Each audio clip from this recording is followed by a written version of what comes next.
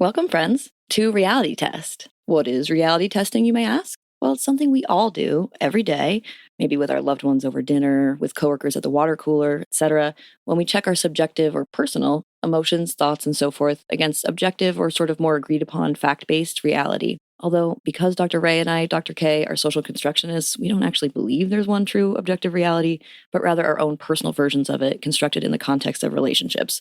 But you get the idea. So here in Reality Test, we're going to be testing the castmate realities and the producer antics of our favorite reality TV shows against what we know as licensed psychologists about the reality out here, off of our TVs. We hope you'll join us as we attempt to reality test. That's it. Thanks, y'all. Now check out our campy theme song. Are you feeling stressed? Your head's all messed? Well, let's forget all the rest. Fuck it, we're blessed, cause it's time to talk reality test. Come with us. Let's reality test. Welcome to Reality Test. I'm Dr. Ray. And I'm Dr. Kay. Feel free to check in and take a seat wherever you like, because we are back from vacation and we are excited to see you all again. Woo! So excited. Cannot wait. I've missed you. It's such a delight to see your beautiful face. I've had such a hole in my heart while we were apart. We were just checking in off mic for 3 hours just to catch up on everything that's happened. So clearly we need this time personally to just catch up on all the things in life. I hate to tell you, it has been 4.5 hours, my love. Or at least 4. Oh my God. I said 3. Wow. Damn. That is a long fucking time. I know. We had a lot to catch up on. I mean, we were talking about it. It's like work-related catching up, and we also had personal catching up. And then, honestly, I think the podcast is the only thing we didn't really talk about. You know, we just had so much other stuff we had to do and discuss. Not to do. That's the nice thing. We just had so much we had to discuss because so much has happened in the last few weeks since we've last met. So, I want to start right off, by the way, by saying that we have some huge news coming down the pike, like a big, big thing. It's going to be a surprise, so we're not going to tell you until you see our next episode. But our next episode is going to mark the beginning of a new era.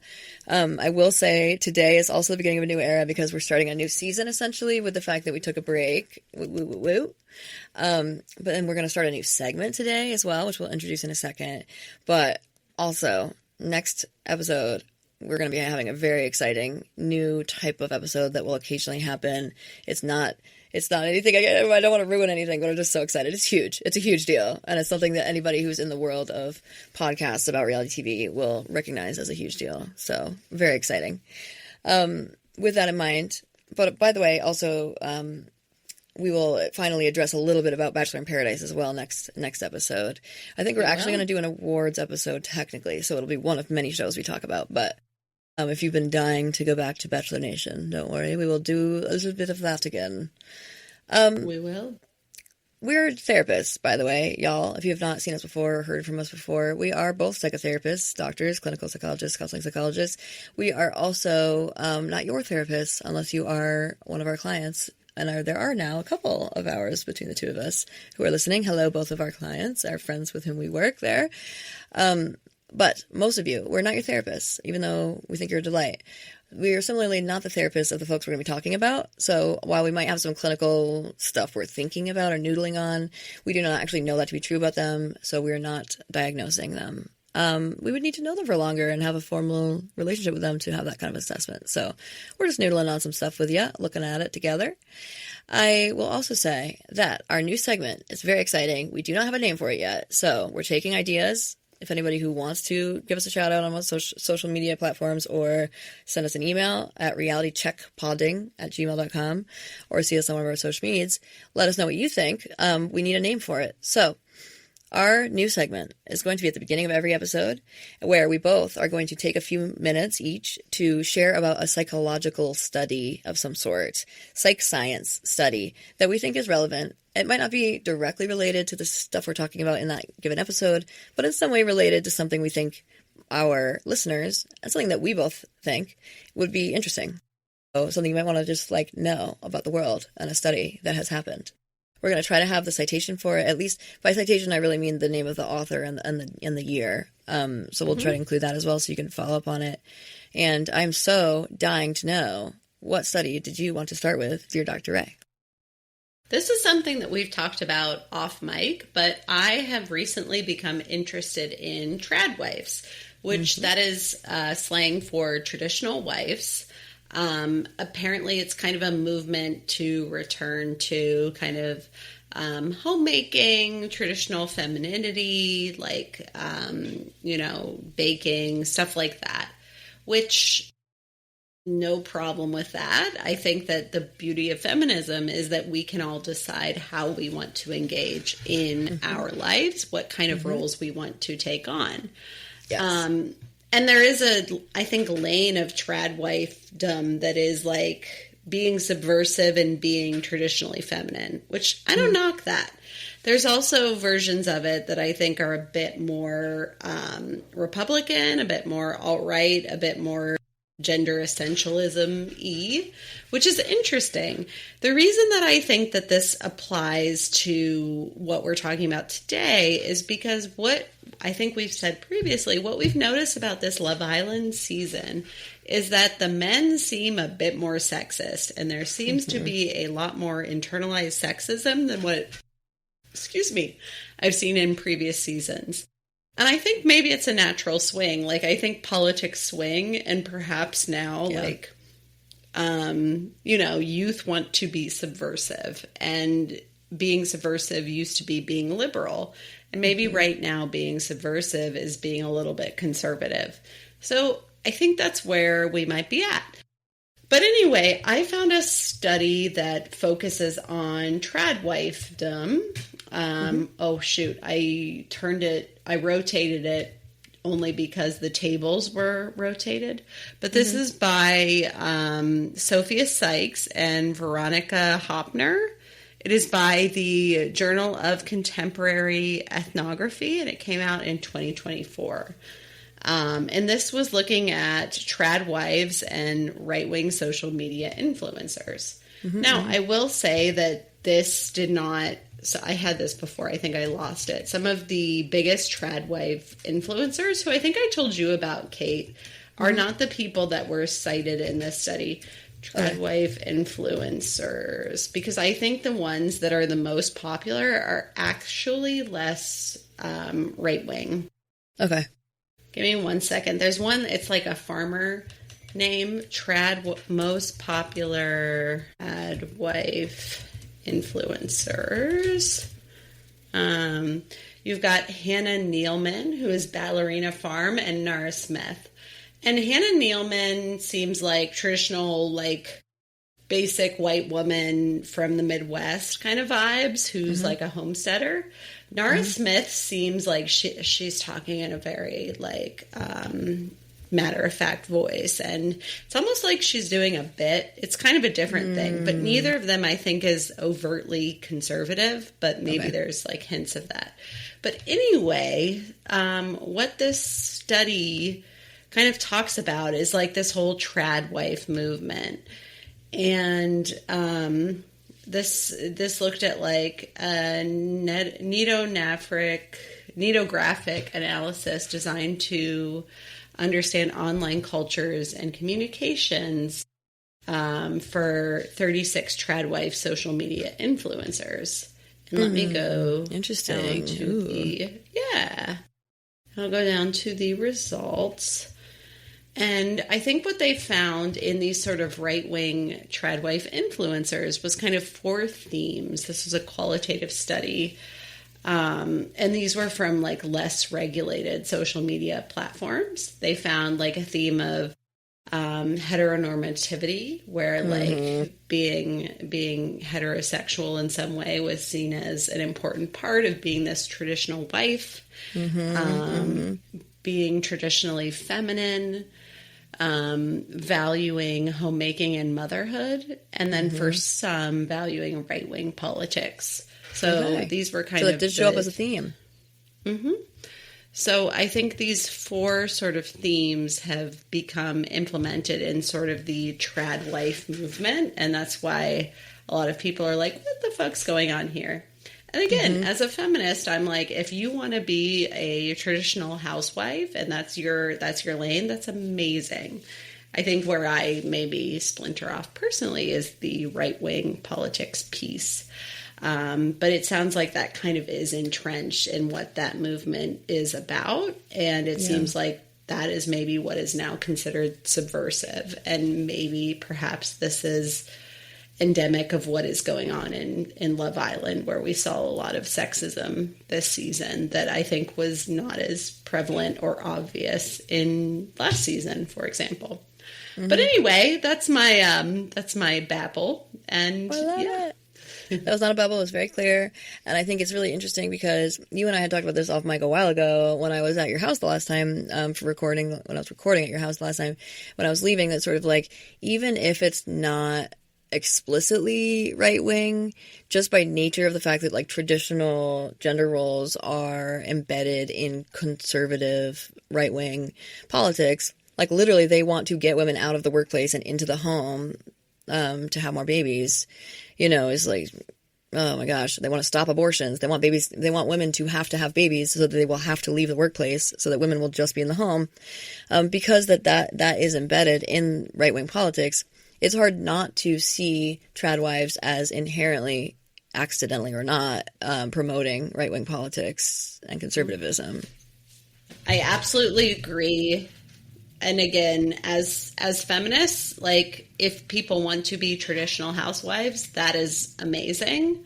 Mm-hmm. And there is something about this that seems to be tied on a spectrum, at least, according to the study, to conservative values and promotion of right-wing ideology.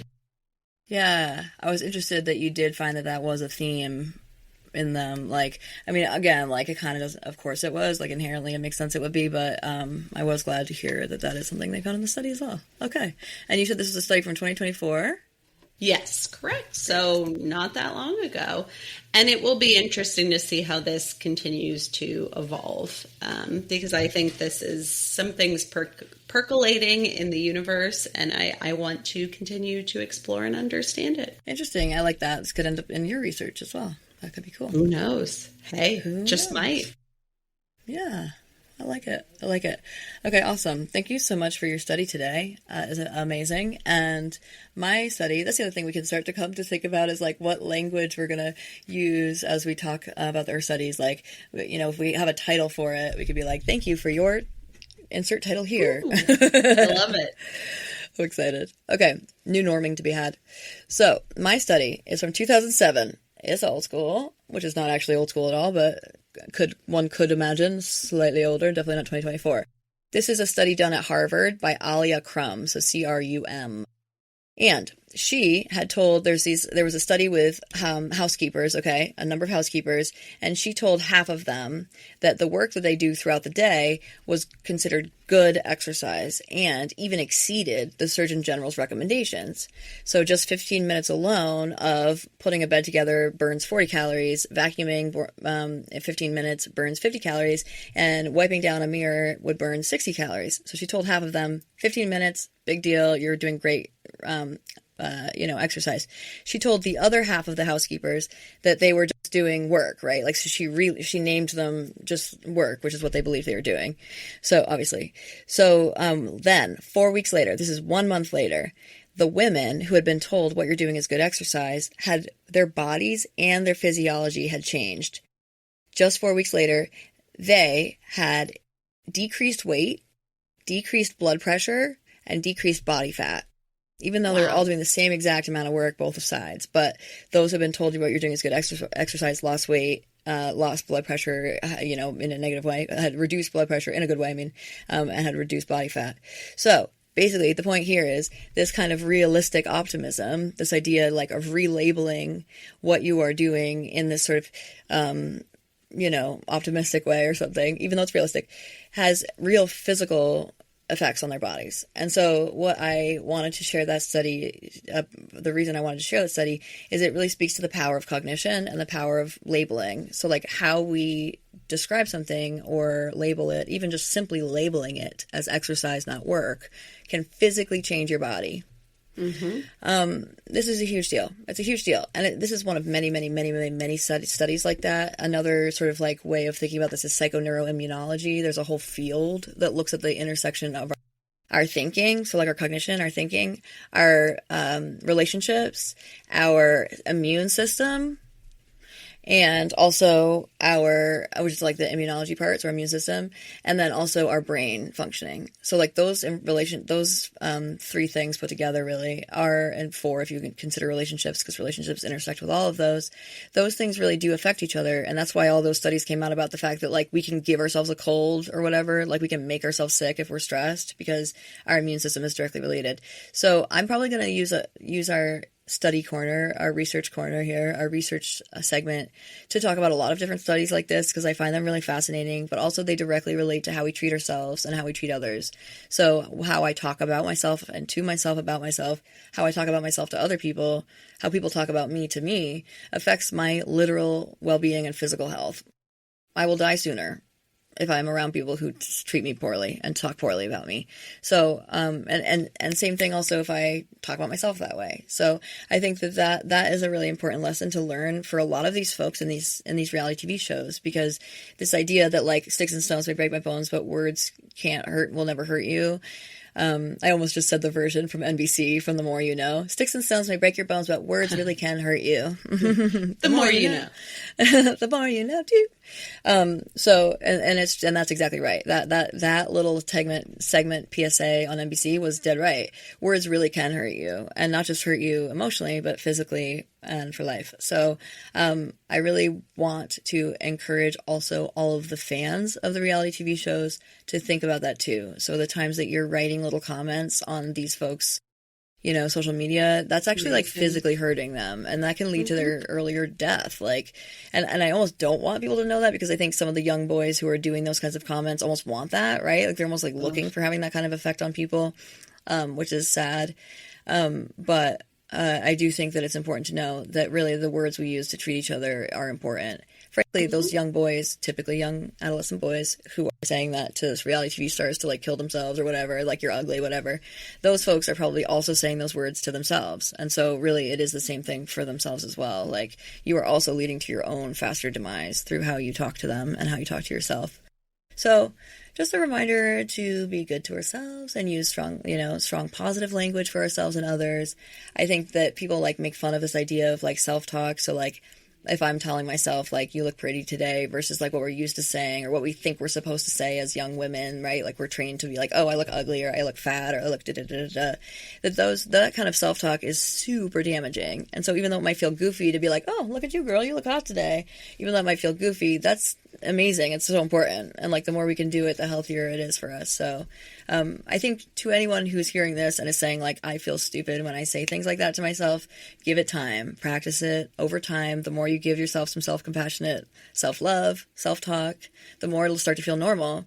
And I hope that Dr. Ray and I can normalize it on this podcast too. Like we're, loving and positive with each other. And I think that that's something that we could all continue doing, and with really important outcomes. So to all of us out here trying our best, like may we all have some good self-compassionate, self-loving language that comes out Cheers. Of today. Sorry. Cheers. No, I love it. Cheers to you, my love. Yes. Cheers to you, my love. Mm-hmm. Yes. Good self-compassionate vibes are what we are trying to bring to this, because it's hard to be a woman. It's hard to be anyone. Right? The world is cruel sometimes. And I love that. I love that you cited that study and showed the way we frame things and how it can impact how we see the world and see ourselves. Exactly. Thank you so much. And to anyone on our social media, you may have seen my little carousel. I made a carousel of graphics about people who do that, who go on social media and call for reality TV stars to hurt themselves, or call for them. I use language like requests for self-violence, or requests, or like violent requests or whatever, because you're not allowed to say kill yourself or whatever on social media. Like they censor you. So that's why I use sort of like a beating around the bush kind of language. But the point is, a lot of folks go on social media and say like, oh, you should kill yourself, or like, oh, fuck you, like, da da da, or yeah, like, you should kill yourself, or like, I'm going to come kill you. That's the other thing. Like, people have like threats. They'll be like, I'm going to find you and your family and kill you. Why? Like, that's horrible. And I had said once on the podcast, like, there should be no reason on the planet to do that. And I agree with that. So like, what is the context I was missing when I made that comment? Like, what is it that I'm not seeing that's leading to people to do something like that? And so doing a pretty deep dive into it, I found that like really the majority of folks doing that are young adolescent boys, like between 9 and whatever, even 21, sadly. But younger boys, because they're coming out of the culture of online multiplayer video gaming. So like when you go on the mic on any video game, you know, Battlefield or Call of Duty, whatever, you can hear people within minutes, you're going to hear somebody say, oh, kill yourself, or like whatever, in a very like unnecessary way, but also in a way that's very normalized. And so if they're coming from this culture where it's very normalized, then they go on social media and they do the same thing. They don't realize that other people are not used to that. And so they see that as like a real threat or like a real whatever. And so it's not to okay it. It's not okay behavior. It's to understand it so that then really the next time you're thinking, who is this person telling me to kill myself? Remember that it's probably a prepubescent 9-year-old boy who's feeling totally powerless because he's still a child. And yet culture is trying to tell him, you're a dude, you have to be strong and powerful. And he doesn't feel that way. And so then he feels hard on himself. So he takes it out on other people, like quit literally projecting, saying like, you're the powerless one, like you're the one that's an asshole or whatever, so that he can see how you cope with it maybe, or so that he can just feel like that little bit of power that might come from that. So, again, doesn't make it okay, but just remember it's probably like a young boy who doesn't know what the fuck's going on in life and has a long way to go. And that can help you remember, okay, let him find his attention somewhere else. I don't need to give him the attention he's looking for, you know, and keep it moving. Feel pity. Feel pity. Gray rocking, my friends. Gray rocking. We talked about it a while ago. And you know what? The more I go along in this life, the more I'm like, gray rocking is the only way to go with people like that. Yeah, exactly. I mean, like, obviously, if you're their parent or, like, you're their therapist, there's some, like, good work to be done there. But if you are somebody who's being attacked like that or addressed like that, like, if you can call up your pity and remember that this is just sad, that person feels like that's one of the only strategies they have for feeling normal that night, or to not feel powerless, or, like, maybe they're being beat by their parent. Like, there's a lot of different things that could be happening that are leading to this person feeling like that really just deserves our pity more than, and maybe compassion if you have that for them, but it's okay if you don't. Again, it's this sort of thing where it's like how you think about it or how you label it will help you too. And so being able to label it as like, this is sad that person is in that situation, and then keep it moving, all the better for you too. So, yeah. Absolutely. Yeah. Oh, well, anyway. Great segment. I'm excited. I love this. This is really fun. And I get to learn. I get to learn from you now every week, which is just wonderful. Dude, same. We're going to have so many, like, good learning lessons to come from this for both of us, from each other, to each other, even through, like, talking about the ones that we bring, right? Like, how we talk about it together is also good for our learning, too. And I hope that also others who are listening will find the same thing and will find it helpful and informative. You can even tell us studies that you would find interesting to hear about, and we're happy to dig into them and see what we think and share how we might talk about it as well. So feel free to give us a shout. Mm-hmm. So now we're going to do our normal check-ins. So anybody who's been listening already, you know that at the beginning of each episode, most of them, we do a little check-in. We like to talk to each other about what's on our hearts and minds today, because whatever we're thinking about or whatever's on our heart is also what we're carrying into this conversation, and so that can be helpful to just sort of have a sense. Take a temperature check. Dear Dr. Ray, what is on your heart and mind today? What is on my heart and mind today? That is a wonderful question. Oh my God, I should have thought about this ahead of time, because now usually I can just come to it, and right now I seemingly can't.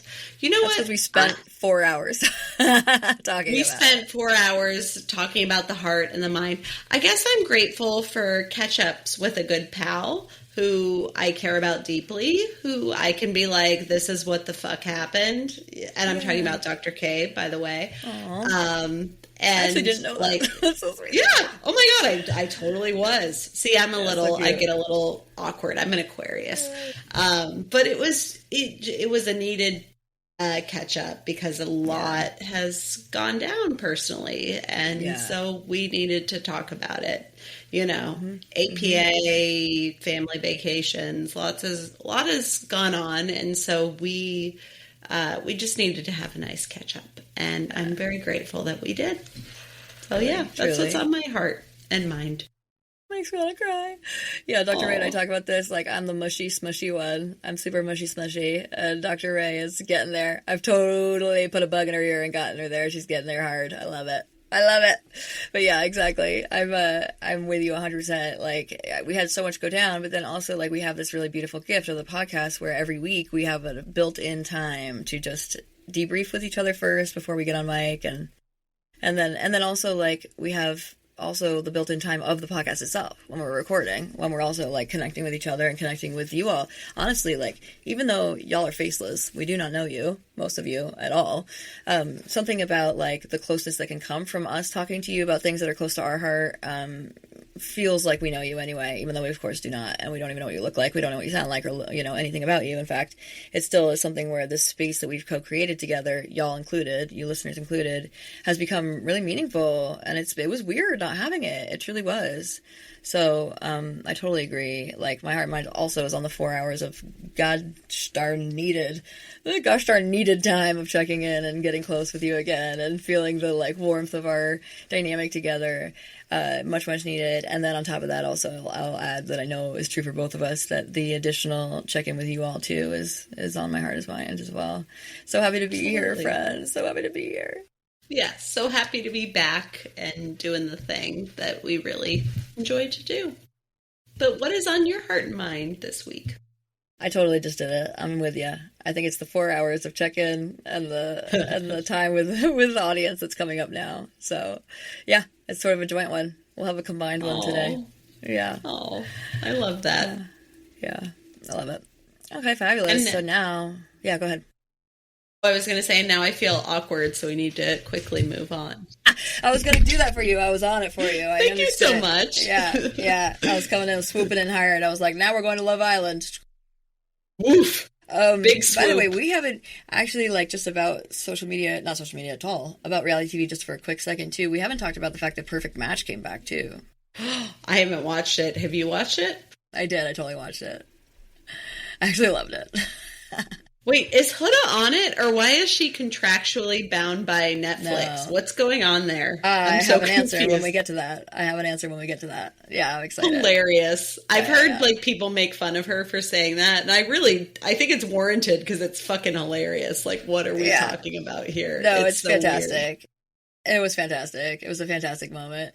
And so, as Dr. Ray is referring to, we're going to be talking about Love Island reunion. Just the reunion, friends, from this season that we've already been talking about over time. So, this is where they came back together with Ariana and Andy in this case. We also had Andy with her. So, it was Ariana, Madix, and Andy. Almost said, yeah, that's wild. Ariana, Madix, and then Andy, what the fuck's his last name? Help me with this. Cohen. Thank you. I was like, Jesus Christ. The funny thing was I almost said an Andy that I know personally, and then I almost said the person I know personally's full name. I was like, wait. Amazing. So, yep, Andy Cohen and Ariana Madix were here hosting it, and then we also have pretty much the entire cast. I will say 2 people importantly were missing, and those 2 folks we've discussed on this very podcast, Sierra and Yulissa, both of whom were booted from Love Island for racist, very, very, very racist racial slurs that they used on social media for both of them. So, they will not be discussed pretty much at all today as well. Now, we're going to start talking about Love Island reunion. Let me say this. The way that I took notes and how I think the most interesting way to do this is we're just going to basically organize it by, like, highlights of what was learned. So each little nugget is, like, a thing we learned from the reunion. It's not really based on, like, then they said this and then they said this and da-da-da-da. There are moments where I have, like, the name and then a colon where it's, like, a legit quote. Anytime I have a name and a colon, by the way, it's pretty much an exact quote. But otherwise, and so that might involve some back and forth, but otherwise, it's really more like the overall lesson that we got from that part of the conversation. So I'll start us off because I could just use it as an example. But for example, the very first nugget we have, the main line of it is Brian and Amaya asked about the rumor that he cheated. So there was a discussion right away up top. How do we say that? Jump, off jump. I don't know. Off top. Yeah. Off the top, right away. Off the top of the jump. Yeah. Jumping right off the top. Jumping right there. Off the high dive. Jumping off the high dive. Here we go. Yep. Jumping off top.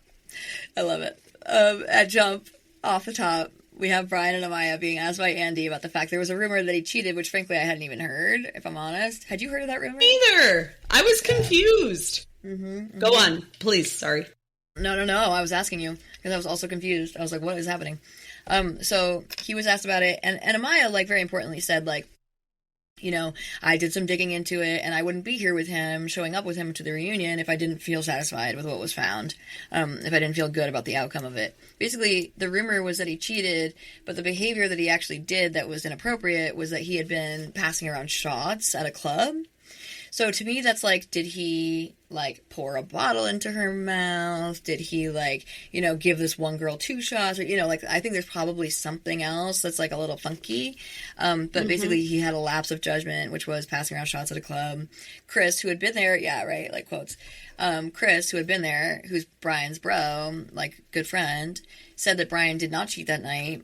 And he also said, he goes, because Andy was like, did you see anything? He's like, no, I didn't see anything. And so then, and then the way he said it was like, ugh. Something about the way he gives his answer. He's like very smug and kind of condescending in a way that I'm not a huge fan of. And of course, you're going to have Brian's back. You're his best friend, like, or like a best friend, a friend of sorts. Like, I don't trust you at all, to be honest. Let's start there. Second of all, he, like, definitely just said, no, I didn't see anything, which makes it sound like it happened. He just didn't see it, which was, like, the mistake he made. So then everyone was like, you didn't see it? Or, and the fact that people even gave him a chance to say more shows that, like, the show was, like, giving him a chance to say it didn't happen. Like, I think, you know, they were like, say more, because it sounds like you're saying you just didn't see it. Like, you know, it's like that kind of a nudge. And so then he goes, well, no, like, I didn't see anything because it didn't happen. And so then everyone's like, okay. And so basically it comes down to the fact that Amaya, whom do you girl support you no matter what, she said, you know, we're confident and we're comfortable with each other. And I love that. Good. Get it. And yet, I think after the reunion, they've unfollowed each other. So I think, but I mean, who knows? You hear from these sources, and who knows? But one of my producer things was I was like, wait, I didn't actually know what happened there, and now I feel confused, and now I feel like this is shady. And I agree. I felt similarly unresolved, and I was like, I don't know what to do with this. So. Do your segment. So is that the segment? You just said that's the thing. Yes. That was one of my producer antics thing. I was like, this doesn't make sense, and now I'm confused and frustrated because you're telling me that Brian did something with shots, but I don't actually know what it was. I thought I saw on Instagram that they broke up, but I didn't actually know why. So it was just like very vague and confusing. But dude, that's huge. Right, like they maybe have broken up is huge, but great segment because that is so true. First of all, we didn't say this explicitly, but yeah, we're doing awards next week. So this week we're doing the segments, which are our 6 psychological segments. Each one is about, like, you'll hear them. They're normalized. We have done them every time we do segments. So you'll recognize them if you've been listening. Our first segment, and the one that Dr. Ray is referring to, is what if the producers of the show were psychologists, what would they do differently? And so, you know, like if we were psychologists and we are psychologists, if we as psychologists were the producers, what would we do differently? And I totally agree. Like, I think they should have included a little nugget on what happened, because we're not all on social medias. And frankly, like, I'm on social medias for the show's sake, but I'm otherwise not on social medias at all. And, like, even as somebody on social medias for the show's sake, I saw nothing.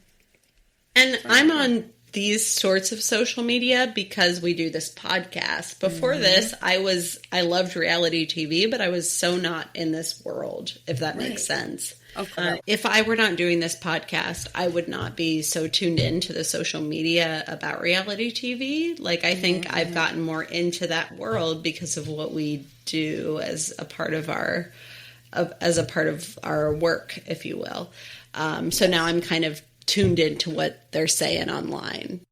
But even I didn't know about the whole Brian thing. I just knew that they may have broken up. So I felt confused, and I felt like it was a bit of like the producers could have done better with that situation. I love it. Great segment. Totally agree.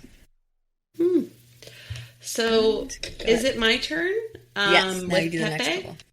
So Pepe and Iris are maybe boyfriend and girlfriend. Did you get that? I realized after, I was like, wait, is that what they're saying? Because they basically said, we see things differently. And I think the idea was that one person saw it as, like, once you're exclusive, your boyfriend, girlfriend, and the other person saw it as, like, you're exclusive, and then your boyfriend, girlfriend. And then were they saying that they are now boyfriend, girlfriend? I actually saw it, I think, I could be wrong, as they were exclusive but they were not yet boyfriend and girlfriend, which totally gets a little silly. Sense. Yeah, but I do think they're on a good path, and I'm happy for them, genuinely. Like, I think they are a good couple, and I wish them very well. Oh, no, wait, I think I saw that they unfollowed each other, too, so maybe I know. I think I saw that Brian and Amaya, after the reunion, and Pepe and Iris unfollowed each other. But I could be wrong. Again, like, you see a lot of shit on these social medias, and not all of it is true. But then a lot of it is, like, regurgitated by Andy Cohen as, like, this is what happened. This is what... Yeah. So, who knows? But I'm pretty sure that's what I heard. Chris, the pettiest of petty, that's my own... I do think he is very sad about Huda. He has some feelings I think both of them together, it just doesn't feel right, does it? It feels a bit toxic.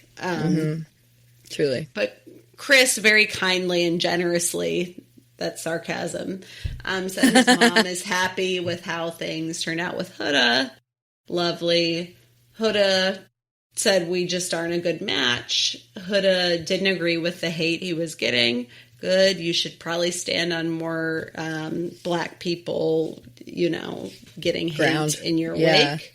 Yeah. Yes, please. Please do more with that. Please. And I think very famously now, or it seems to be coming up a lot, said she's not allowed to talk about who she's dating due to Netflix. That was so funny. It was so good. That's going to be my new thing. Like, whenever we're in a faculty meeting and someone's like, what did you do here? And I'm like, I'm sorry, Netflix said I can't talk about.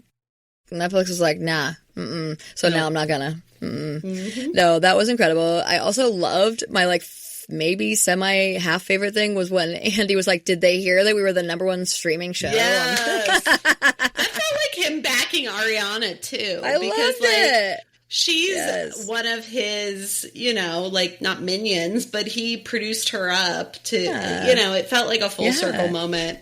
I think maybe in that situation, it was weird. It was like, I think he was a little more of the hard-hitting person, but I wonder if he wasn't there, how she would have done. It's like interesting power dynamic stuff. But I have a whole seg on them. I totally agree. So we'll come back to talk about them as hosting, because I totally agree. It was interesting, very interesting. But you're right. He was sort of backing Ari on that, where he's sort of like, by the way, we're like #1. So I think Netflix could be proud of the fact that we're talking about them. They should be glad that their name would even enter our mouths, which I'm so into, and I love it. I will say, yes. So I think the reason she's not allowed to say is because she at least has been spotted on the red carpet with Louis. And Louis is one of the guys who's on Perfect Match. He was also on, this is funny because I talked about this show on here as well, but the Bear Camp one. And then he was also on, or like the boot camp, I don't know, like Celebrity Bear Camp, blah, blah. He was on that one. Boot. Like he was also, Bear Boot. He was also on Too Hot to Handle, I think originally, maybe, or Love Island originally. He was on one of those. No. It was oh my gosh, it was so Too Hot to Handle because he had a real hard time keeping his gosh darn hands to himself. I almost said he had a hard time keeping his hands in his pants. He had a hard time, keeping his hands out of his pants, as far as like, because you're not allowed to JO on that show either, by the way. You're not allowed to jerk it either, but he had a real hard time, on Too Hot to Handle. By the way, really not healthy. I don't think they should be doing that. But that seems like a recipe for disaster, honestly. That's like not cool. Way too far. I agree. So he was on that show and he's great. I actually really like Louis. He's definitely what is the best word for this? Like, he has a hard time with monogamy. and maybe would be better suited to polyamory, if I'm honest, I think. So I think people are sort of giving him a hard time about his thing with Huda. Like, people are like, all right, like, he's not really with Huda. Like, they barely met and da-da-da-da. So I don't know if that's true or not. I think the idea is that that's apparently whom she was dating at the time of the reunion. I don't know if they're dating now or how long it would last, but they apparently were dating. And again, I think he's great. So that would be a good get for her, frankly. You go, girl. Yeah. Go forth and prosper. All right. So the next thing was when they were talking to Nick for a minute. So I also have a segment for this. So this worked out very well. Yay. Sorry. Got my seltzer. Non-alcoholic, because your girl's been drinking for 4 hours, as we discussed. We're planning to discuss that involved a little bit of alcohol needed to process. Mm-hmm. They're talking to Nick and Olandria, sort of. They ask Nick, do you want to connect with Sierra again? And, like, what's the deal there? He's basically said he doesn't want to connect with Sierra again. I feel kind of sad about that. I, like, get it. And what she did was heinous. And then also some of the way, like, what she did originally, which is what this is, you know, her being dumped from the island was based on, was heinous. It was a few years ago, and it doesn't matter.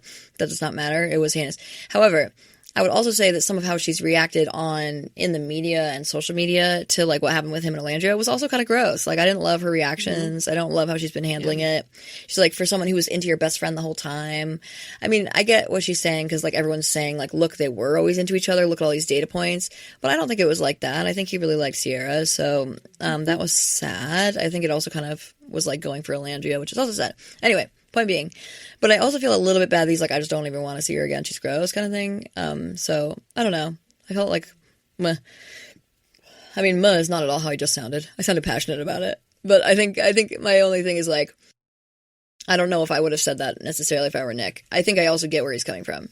So then what Andy said shocked me. I literally was like, jaw to floor, wildly inappropriate, fucking racist, because it's like, you know, it's sexualizing women of color, which is, like, so wildly inappropriate coming from a white man.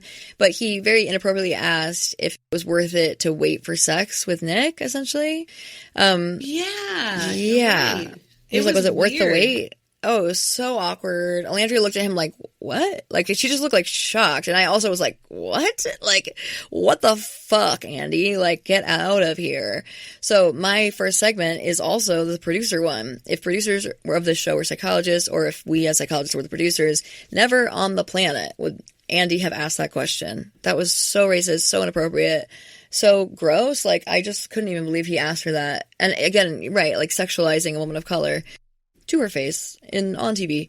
So what I can appreciate that Nick sort of stepped in and saved her a little bit on that. Like, he said something like, well, they call me Big Belgium for a reason, you know, like, making a joke about him having a big dick. Yeah. Very awkward, like, also sexualizing, also inappropriate. It shouldn't have come to that. Like, we shouldn't have been talking about that at all, frankly. But, like, I appreciate that Nick was sort of trying to, like, you know, redirect, and then everyone could laugh it off, kind of. But they were laughing out of her awkwardness, I feel like. Yeah. You're so right. It was a weird, inappropriate question, and, like, why are you assuming too that they have had sex? Like, what makes you so sure? Just on so many ways it was inappropriate. It was so inappropriate, and I could be misremembering some of the details. Like, maybe he actually asked Nick, but, like, I know that, and then, like, both of them were awkward. Like, I know it because Nick actually started to answer it a different way. Like, I think he actually started to say, like, we haven't had a chance, or, like, we didn't have a chance, or, like, we did. He, like, started to answer some other way, and then it just sort of, like, froze, and then he said, like, well, they call me Big Belgium for a reason.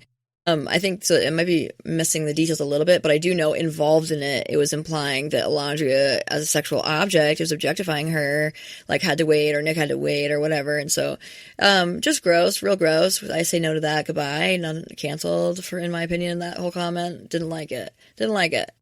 I'll go to the next one just because we're doing a minimum of 4, and that was 3. So the next little nugget here is Ariana asks Taylor. So here we go. Taylor and Olandria now seeing each other again on the reunion. We all know how we all felt about Taylor's treatment of Olandria. Not great. So Ariana asks him if he wants to apologize to Olandria, which, by the way, loved it. Okay, loved it. I loved Ariana on this. She basically was like, here's a great chance to apologize to her. He really like redirected, like when they were talking to Taylor in general, like he just sort of was like, here's all the things that I did right and why it doesn't matter and like da-da-da-da. And then Ariana like stuck to it. She's like, well, how about you take this chance to apologize? Like, what if instead you see this as like, here's where you apologize to Alondria? Like, loved that redirect of Taylor. Here's where I have a couple segments. One, well, I have a segment and a comment. My segment is something we've mentioned before. So one of our segments is, this is something we've mentioned previously, and I would like to give flowers to Dr. Ray and claps, because one of the things that Dr. Ray has mentioned before, and actually in the context of Taylor, if I remember correctly, is the instinct to give terrible apologies. There are some terrible apologies out there, and Taylor in particular, honestly, is like the king of terrible apologies. He just does not give good ones at all. And this was like egregiously bad. I was like, what is coming out of your mouth? Like, this is so bad. It was not an apology. It was not good. And it even took Ace essentially like saving Taylor by saying, should we clap now? Like, because I think everyone was waiting for Taylor to get to the apology. I think we were all like, okay, so where's the actual I'm sorry? Yeah. Where's the I am sorry? And not with an if at the end. And not like any of, where it's just like, I am sorry for this. So he didn't do it. It wasn't good. Hated it. Terrible apology. Felt so bad. For Alondria, I didn't like that Ace again saved Taylor that way too. Like, I think Taylor needed to like sit in that and learn how to apologize for real. Yeah, tell me first your thoughts about that. He is like the shitty, I think this is another thing we talked about too. He is the kid in high school who is mediocre and has friends who are maybe a little more charismatic than him. And I'm not saying Ace is perfect, by the way. Ace is not perfect. But he's charismatic. Ace has a little more awareness of social dynamics than him. Like, Taylor is pretty much mediocre in every way. I'm so sorry, Taylor. No, I'm not. I'll stand on it. That's how I feel. I think he has a lot of work to do to become the man that I think he thinks he is. Right, and I think Ace maybe has enough self-awareness or awareness of other too, or situation to see like, you're fumbling the bag here. I got to help you out. Yeah. And it reminds me of like the high school sort of boys will be boys sort of dynamic where it's like, people will validate and reward mediocre behavior because, this other guy is signing off on it. And so we're all going to just clap and make it okay for this person who continues to be mean and sexist and not cool to this person who is so much better than him in terms of what she brings to the table. 100%. Sorry. Yep. That's how I feel. Exactly. I also think Clark's better than he is. I think that he's like, he just has a lot. He is very much like still in high school, frankly. I think his psyche and way of being, the lack of apology in particular is real heavy hitter for me. It's just real bad. You just really got to learn, and just how to treat people better. I will also say his sense of humor, the way we talked about that, the way that he would be like, well, that's because no one likes you. Like, it's like, oh my God, dude, that's like not good at sense of humor, but it's also just like mean. Like, if we don't think about the study I brought up at the beginning of this episode, like, that's the kind of thing that like actually matters that you said that like actually is something that's mean and that could stick with them and affect their physical health. So thanks, bye. So totally agree with you there. Great point originally about the lack of apology, like good, strong apologies. So that's a good something we've mentioned before because I'd love to come back to that point you made. And then the other thing I wanted to bring up here was that like, I actually loved Ariana's hosting. I thought she did a beautiful job. Like she came back. Yeah, I really did. I thought she came back to the subtext on issues multiple times. Like she came back to what was not being said, which is something that Andy doesn't even do normally when he's on his best of his game. Like she came back and she was like, wait, Taylor, like, how about apologizing? Like, let's think about that. Like, what do you think? Get in there, apologize. Loved it. I loved how she came to Hannah with a tissue when Hannah was crying. I love the way that she, at one point, she said to Jaden, hold on, Jaden, like, it looks like you want to say something else. What's going through your mind? Like, oh my gosh, it just was like really well done. And it was done professionally without it being sort of like, wait, hold on. Like, what do you think? Like, it wasn't ditzy. It wasn't girlish, like, and girlish only in like the way that like that's inappropriately used in a negative way. Like, it wasn't like a hyper feminine. It wasn't anything. It was just like perfectly herself, perfectly like grounded. I thought that it was, just like super thoughtful and again like subtexty. So I thought she grew immensely since the last time she hosted. I thought she was just so much better. And I thought Andy did worse than ever. I thought he was a terrible host. I thought things he asked were inappropriate. He messed up Bella's name. He was like, so he called her Bella. Did you catch that? And then was like, then what? He's like, well, now that I made that mistake though, like, what is with that? Like, what were you coming from with adding the hyphen? Like, excuse me, sir, you don't know for sure that she added it. She might have been born with a fucking hyphen. And by the way, it is related to her birth name, as it turned out. Like, so just the way that he was like, wait a minute, like, what is that though? That's so confusing. Like, he made it like her problem that she chose that name somehow or something, instead of the problem is that he called her Belle. So, he didn't quite get the vibe of the show. He wasn't quite, for some reason he works on the traitors. Maybe he's not used to co-hosting or like sharing power, particularly with someone who is one of his subordinates in his mind. I don't know, but I agree. The chemistry wasn't quite there. It didn't quite work for me. Well, he looked like a walking cry for help. Like, he really looked awful. Like, he looked not well put together. He like didn't come across well put together. I really was sort of like, what's going on, Andy? Okay. Like, I don't know. My partner asked if he was on Ozempic, and I was like, oh, I don't know. It's not my business. But maybe I missed that. But yeah, maybe there's something going on there. He looked gaunt. Yeah, he did look gaunt. Yeah, I took it as like stress and anxiety and like whatever mental health wise is going on, because something's going on. I mean, he really was like weirdly different, and also just not good at his job today. Like, he did not show up with his best foot forward. I think that it made Ariana shine more, but I don't think that's what he wanted. You know, like I don't get the vibe he was trying to do that. But yeah, so I really took from that like, great job, Ariana, and not sure what was happening there with Andy. I think it says a lot that they felt like she needed him this year. Like, it says something about that, right? Like, she did it alone last year, and it was fine. It wasn't her best work, but it was fine. So, like, why add somebody in, you know?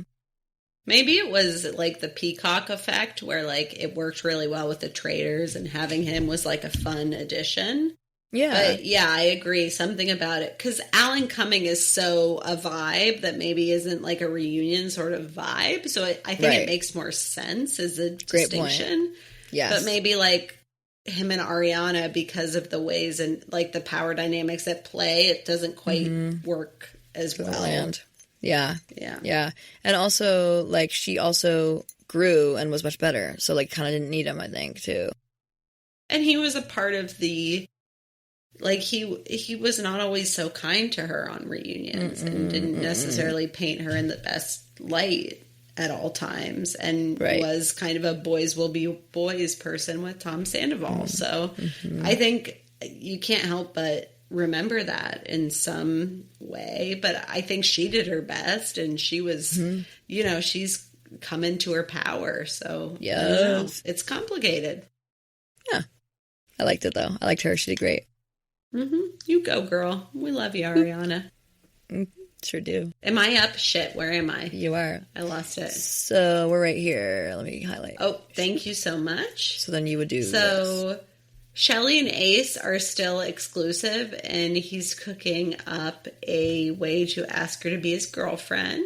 And either Andy or I think Andy asked, "Are you in love with Shelley?" And he said, "I am." So that's really sweet. I like that they love each other. I like that they worked out. He was not my favorite person on the show. I will stand behind that. And I am glad that they found each other and that they have like a lovely romance. Landry addresses how Coco was talking in media interviews. I have to be honest, I kind of tuned out during this because Coco seems like a lovely person, and truly, it's just that some of the people who were like Casa Amor, it's like they weren't a big part of the show. So I think for me, I was like, okay, I'm going to work on my clinical notes while this goes down. And you even saw some of like the people like kind of yawn. It just, I don't know. It was what it was. Yeah. And people backstage, like, it seemed like they were mostly, like, backstage, the people that were in Casa. Like, we mostly saw their reactions more than we saw them being spoken to. Yeah, it was kind of weird. I think it wasn't, you know, it was a bit yada, yada, yada. Coco seems like a lovely, interesting person, and she probably could have been main character energy on the show. It's just for whatever reason, because of the way things played out, it wasn't her year. And I wish her the best. Yeah. I think I don't she's have gorgeous. much more to. Yeah, she's no, that's fine. Gorgeous. Gorgeous. I don't have much more to say. I know that there's more notes here. If you feel that they should be commented on, I will. I'm a little like, No, that's fine. I think the main point was just that Shelley and Alandria were calling out Coco, but as well as like Huda and Vienna as well, saying that like basically it felt like everyone was against us. And like Coco, of all the people, kind of really shouldn't have been jumping on that bandwagon, because I feel like she had every reason to be gracious and also to understand the racism and therefore to like try to support them. That's my biggest thing about Coco is like of the three of them, I think Coco in particular was well positioned to like really have their backs, and not just because she's also a woman of color, but because she can understand.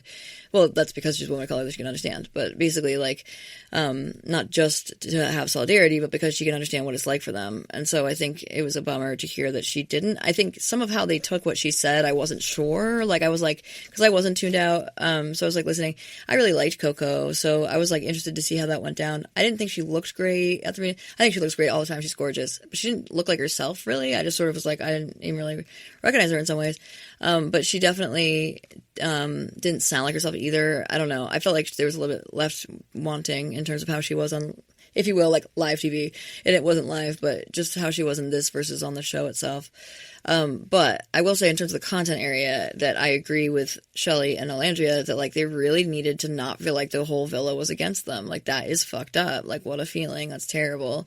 And also I think that what they said Coco said, I was a little bit like, I'm not sure that's quite like how she explained it. I was sort of like, I kind of get that. Like I kind of get what Coco's saying. But I also feel like I understood what they were saying too. In another moment I was like, yeah, Coco probably shouldn't have said that. It also feels like, because Coco, let's be honest, Shelley and Alandria, I know that they have had a rough go on social media, and I don't mean to suggest otherwise, but who is talking about Coco? I don't know who's talking about Coco. You know, like it felt, maybe that's why I'm being a little cavalier, because it's like, I don't really know that anyone's thinking about that, or maybe there are people. Yeah. And that's not a dig to Coco. Truly, it's just she wasn't on the show that long. So I don't, to me, again, and I'm a white woman, so maybe I'm missing certain elements of social media, but I'm not quite sure that she was like a main character in this. I do think, of course, like Shelley and Alandria have been deeply harmed by the social media discourse. Yeah. In my brain, that Coco wasn't the biggest part of that. And I recognize that in my privilege, I may be missing things about that discourse. Right. So, well put. Like, she wasn't the biggest offender in terms of that. And I think they were hurt because it felt more like a betrayal, given that she's a woman of color and not like a light-skinned person of color. She's like dark-skinned.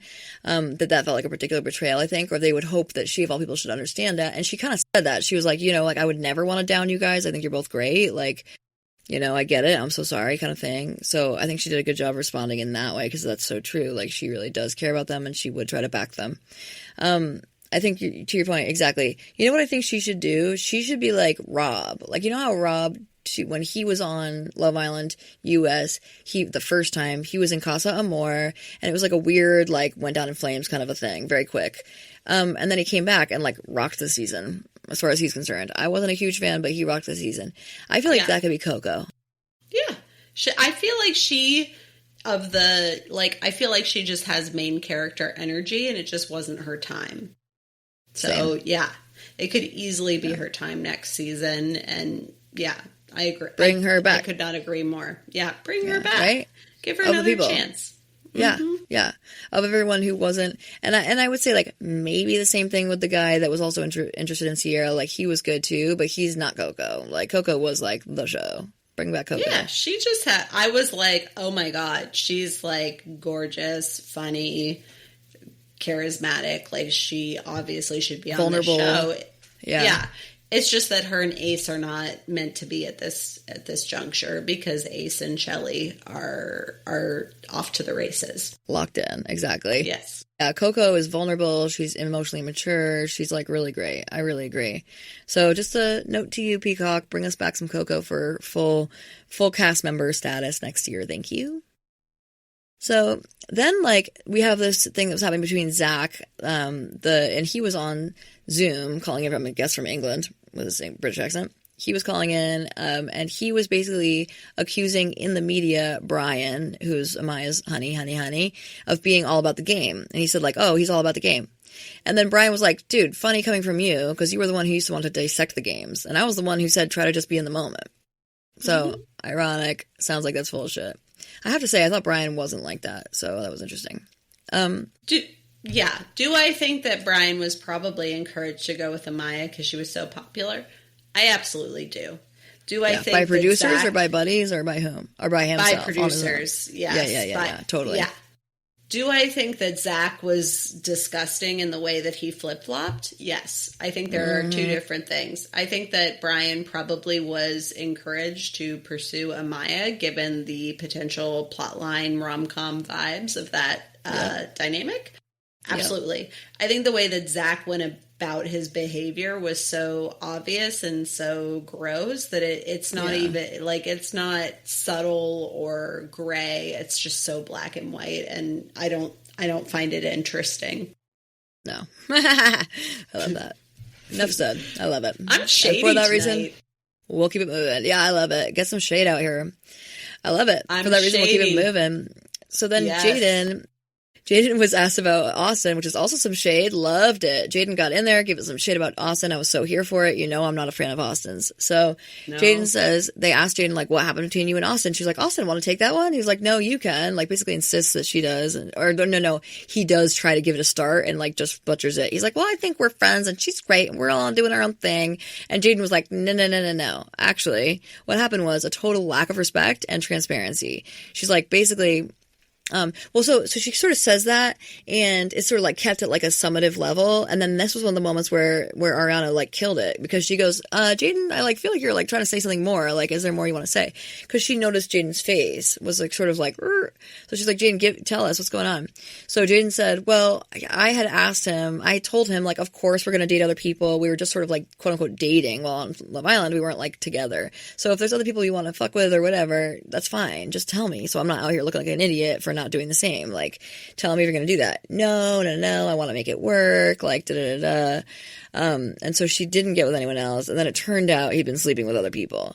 And so it wasn't just Jaden. It was also like a Landry, I think, too. Someone else who said, I saw that. Like, I was with her when he texted her and he said, no. Like, it's all about you. I'm going to make it work.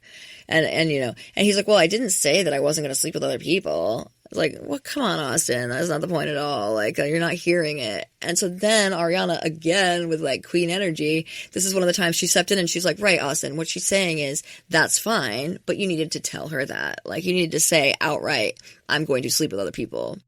Mm-hmm. So I really felt like this was one of those moments where I was like, yes, I'm getting it about Ariana. Like, I'm hearing it. I'm loving it. She's doing great. So I think she really shined in this subsection and then continued to in other ways. But this was like first moment where I was like, go Ariana. Yes. Like I said it earlier because we were talking about that kind of stuff, but she really like shined. This was and I'm sorry I didn't put this in the greater document, so you do not have the prep. But this is if one of our clients said this, what would you say? He was totally minimizing what he did, which he was given every opportunity to be himself. Like, Jaden was saying, hey, you do you. I just would like to know about it so I don't look like an idiot. Exactly. And he could even give her that and was still defensive and minimizing and an asshole. And, like, frankly, Dr. Kay, before this, I kind of liked his vibe in the villa. And I think I had this attitude internally of like, oh, maybe he's grown. Seeing the reunion, I did not feel that way. I don't think he's grown at all. I think he is cocky. I think he is one to gaslight women. And he's not willing to do the bare minimum to prevent harm. And that's a damn shame. That's going to keep him single and lonely and bitter for a long time. So my point was not to shit on him. It was actually to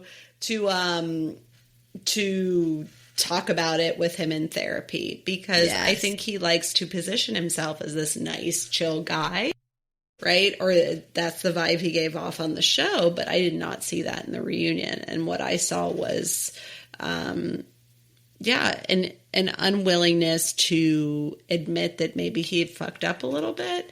and an unwillingness to do the bare minimum to communicate your boundaries. And I think that is something that he needs to work on in therapy. And I would love to work on that with him in therapy. Good. Good for you. That's like not my favorite. That's great. Good. Yes. Yeah. No, I love that. Great segment. Great explanation of it. I'm here for you on that. All of that is so true. And yeah, exactly. You were a little bit more forgiving of him during the show itself than I was. And I think that what you're saying would be great work for him. It would make me more forgiving of him than I was during the show if you were to work with you on those things. Great. Stand for someone who's a little goofy. And I think on the show, he came off a little... Yeah, you totally do.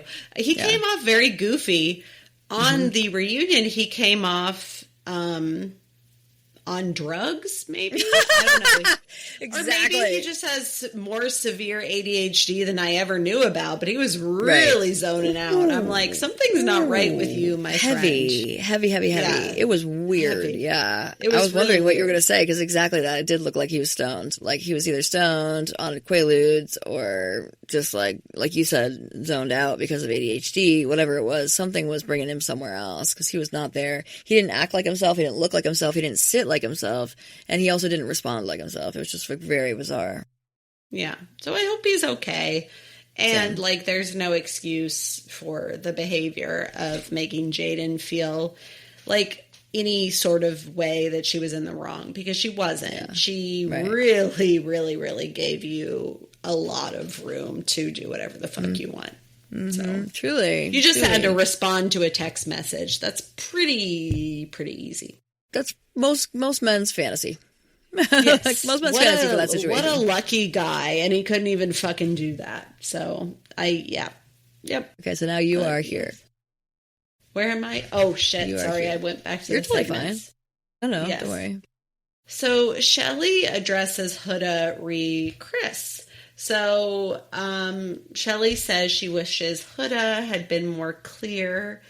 Can you tell us a little bit about what that is? Like what we're talking about here? Absolutely. It's after, So at the end of Chris Casa. Chris was brought to the villa by Huda, and Huda had kind of framed it as it's for both of them. It's so Shelley can keep exploring, and so that Huda could have a chance to get to know this guy, because there's a vibe there, but who knows? Mm-hmm. It looks like you have a segment here. I too have a segment here. And it's just one of what we've said previously about memory, because Shelley clearly remembered it different than Huda. But actually, I hate watching the segment, which it seems like there were multiple instances of them talking about it. I actually kind of agreed with exactly what Huda said on camera about this. I'm not saying that's the only, I'm sure that Huda was being people pleasing and was like, oh, but also I'm doing this for you. I don't know. But she also, from that segment, clearly did want to get to know Chris better, and that's fine. And I think sometimes memory can be fallible and tricky, and I'm sure Shelley remembered more of the parts that were I'm doing this for you, because that felt more stressful to her, because she's trying to make a decision as opposed to but also I want to get to know him, because and I think you could see how both of them came to their conclusions based on what actually was said. Yes. So what happened was Huda was like, I'm bringing Chris to the villa for you, but also we kind of like each other. Shelley feels that she wishes Huda was more clear, that it had also been for herself if she was going to pursue Chris. I actually think she was clear about that personally. Mm-hmm. And Shelley says it was a brief mention among much more talk about it. I don't know. I think the unseen footage was helpful. And also I recognize that there was maybe other things that were said that were different. But I don't know. I only saw what I saw. But what do you think? Yeah. Yeah, exactly. So, I mean, you nailed it. Exactly what I would say too about it. So basically, the way that Shelley even imitated it, she was like, you did the it's for you, it's for you, and also kind of for me, but it's really for you, it's for you. And Huda was like, did I though? I feel like I was pretty clear that it was for me too. Maybe I should have said it more, but I feel like I was pretty clear. And we didn't know they were going to do this. I don't think Huda knew. And then suddenly they bust out. So by the way, the whole point is if like going back a little bit into the story, like at the end of Casa Amor, if Shelley had brought Chris home for herself, and she didn't know this yet, but if she had, that could have risked her thing with Ace. And so she did know it could risk it, but it could have really screwed her over. So basically her point was like, I don't really want to bring Chris home because that could fuck me up with Ace. And so Huda was like, why don't I bring him home? Because like he's expressed an interest in me, you're interested in him. This way we can get to know him, both of us can get to know him, and like you're safe with Ace. And so the whole point, that's like what we mean by she would bring it home for him home for both of them. But like in Shelley's mind, what Huda had done was say, why don't I bring Chris for you? Like I will bring Chris, you can have him. Why don't we bring him back? I'll just say it's for me, but it's really for you. Whereas Huda was like, no, I said that I also wanted to get to know him. And in the show, Huda very much got to know him. And it really upset Shelley, like really upset her. And we were all sort of like, why? Clearly Huda wanted it for herself too. What do you mean? And so she's basically calling Huda selfish because of that. And then now her whole argument is not only did Huda do it for herself, but she told me it was for me and really just for me. So the unseen footage gets busted out. And what do you know? It's exactly the opposite of what Shelley said, because instead Huda's going, I really want to get to know Chris. I really like Chris. Chris wants to get to know me. And like, how cool would that be that I would get to know him? It's also for you. Like, it's also so you could get to know him, but also like, how cool would that be if I could get to know him and we would have this time together? Like, she literally was like all about Huda, 1 second about Shelley, whereas Shelley said the opposite thing. And like you're saying, and I think it's a great point, there's probably tons we're not seeing. I totally agree with that.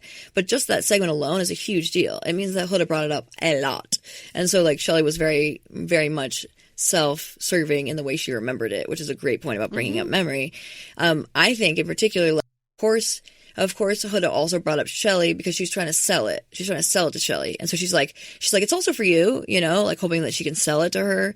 But I think more so the whole point she was even really talking to Shelley was because Huda wanted to break the fact that she wanted to get to know Chris. Like, I don't think she was trying to tell Shelley, I want to bring him for both of us. I think she's trying to say, I really want to get to know Chris. And like, you could also get to know him. So that then ideally Shelley would agree, but that it was more about the fact that I want to get to know him. And so that changes everything when you think about it that way. And then the other thing is, Shelley, if you watch her during the unseen footage, during pretty much most of what Huda's saying, you can hear Shelley's voice is different. She's like, okay. Like, she's sort of like, yeah. Like doing that. Like, she's tuned the fuck out. She doesn't care about Huda. You know what I mean? At this point, she does not care.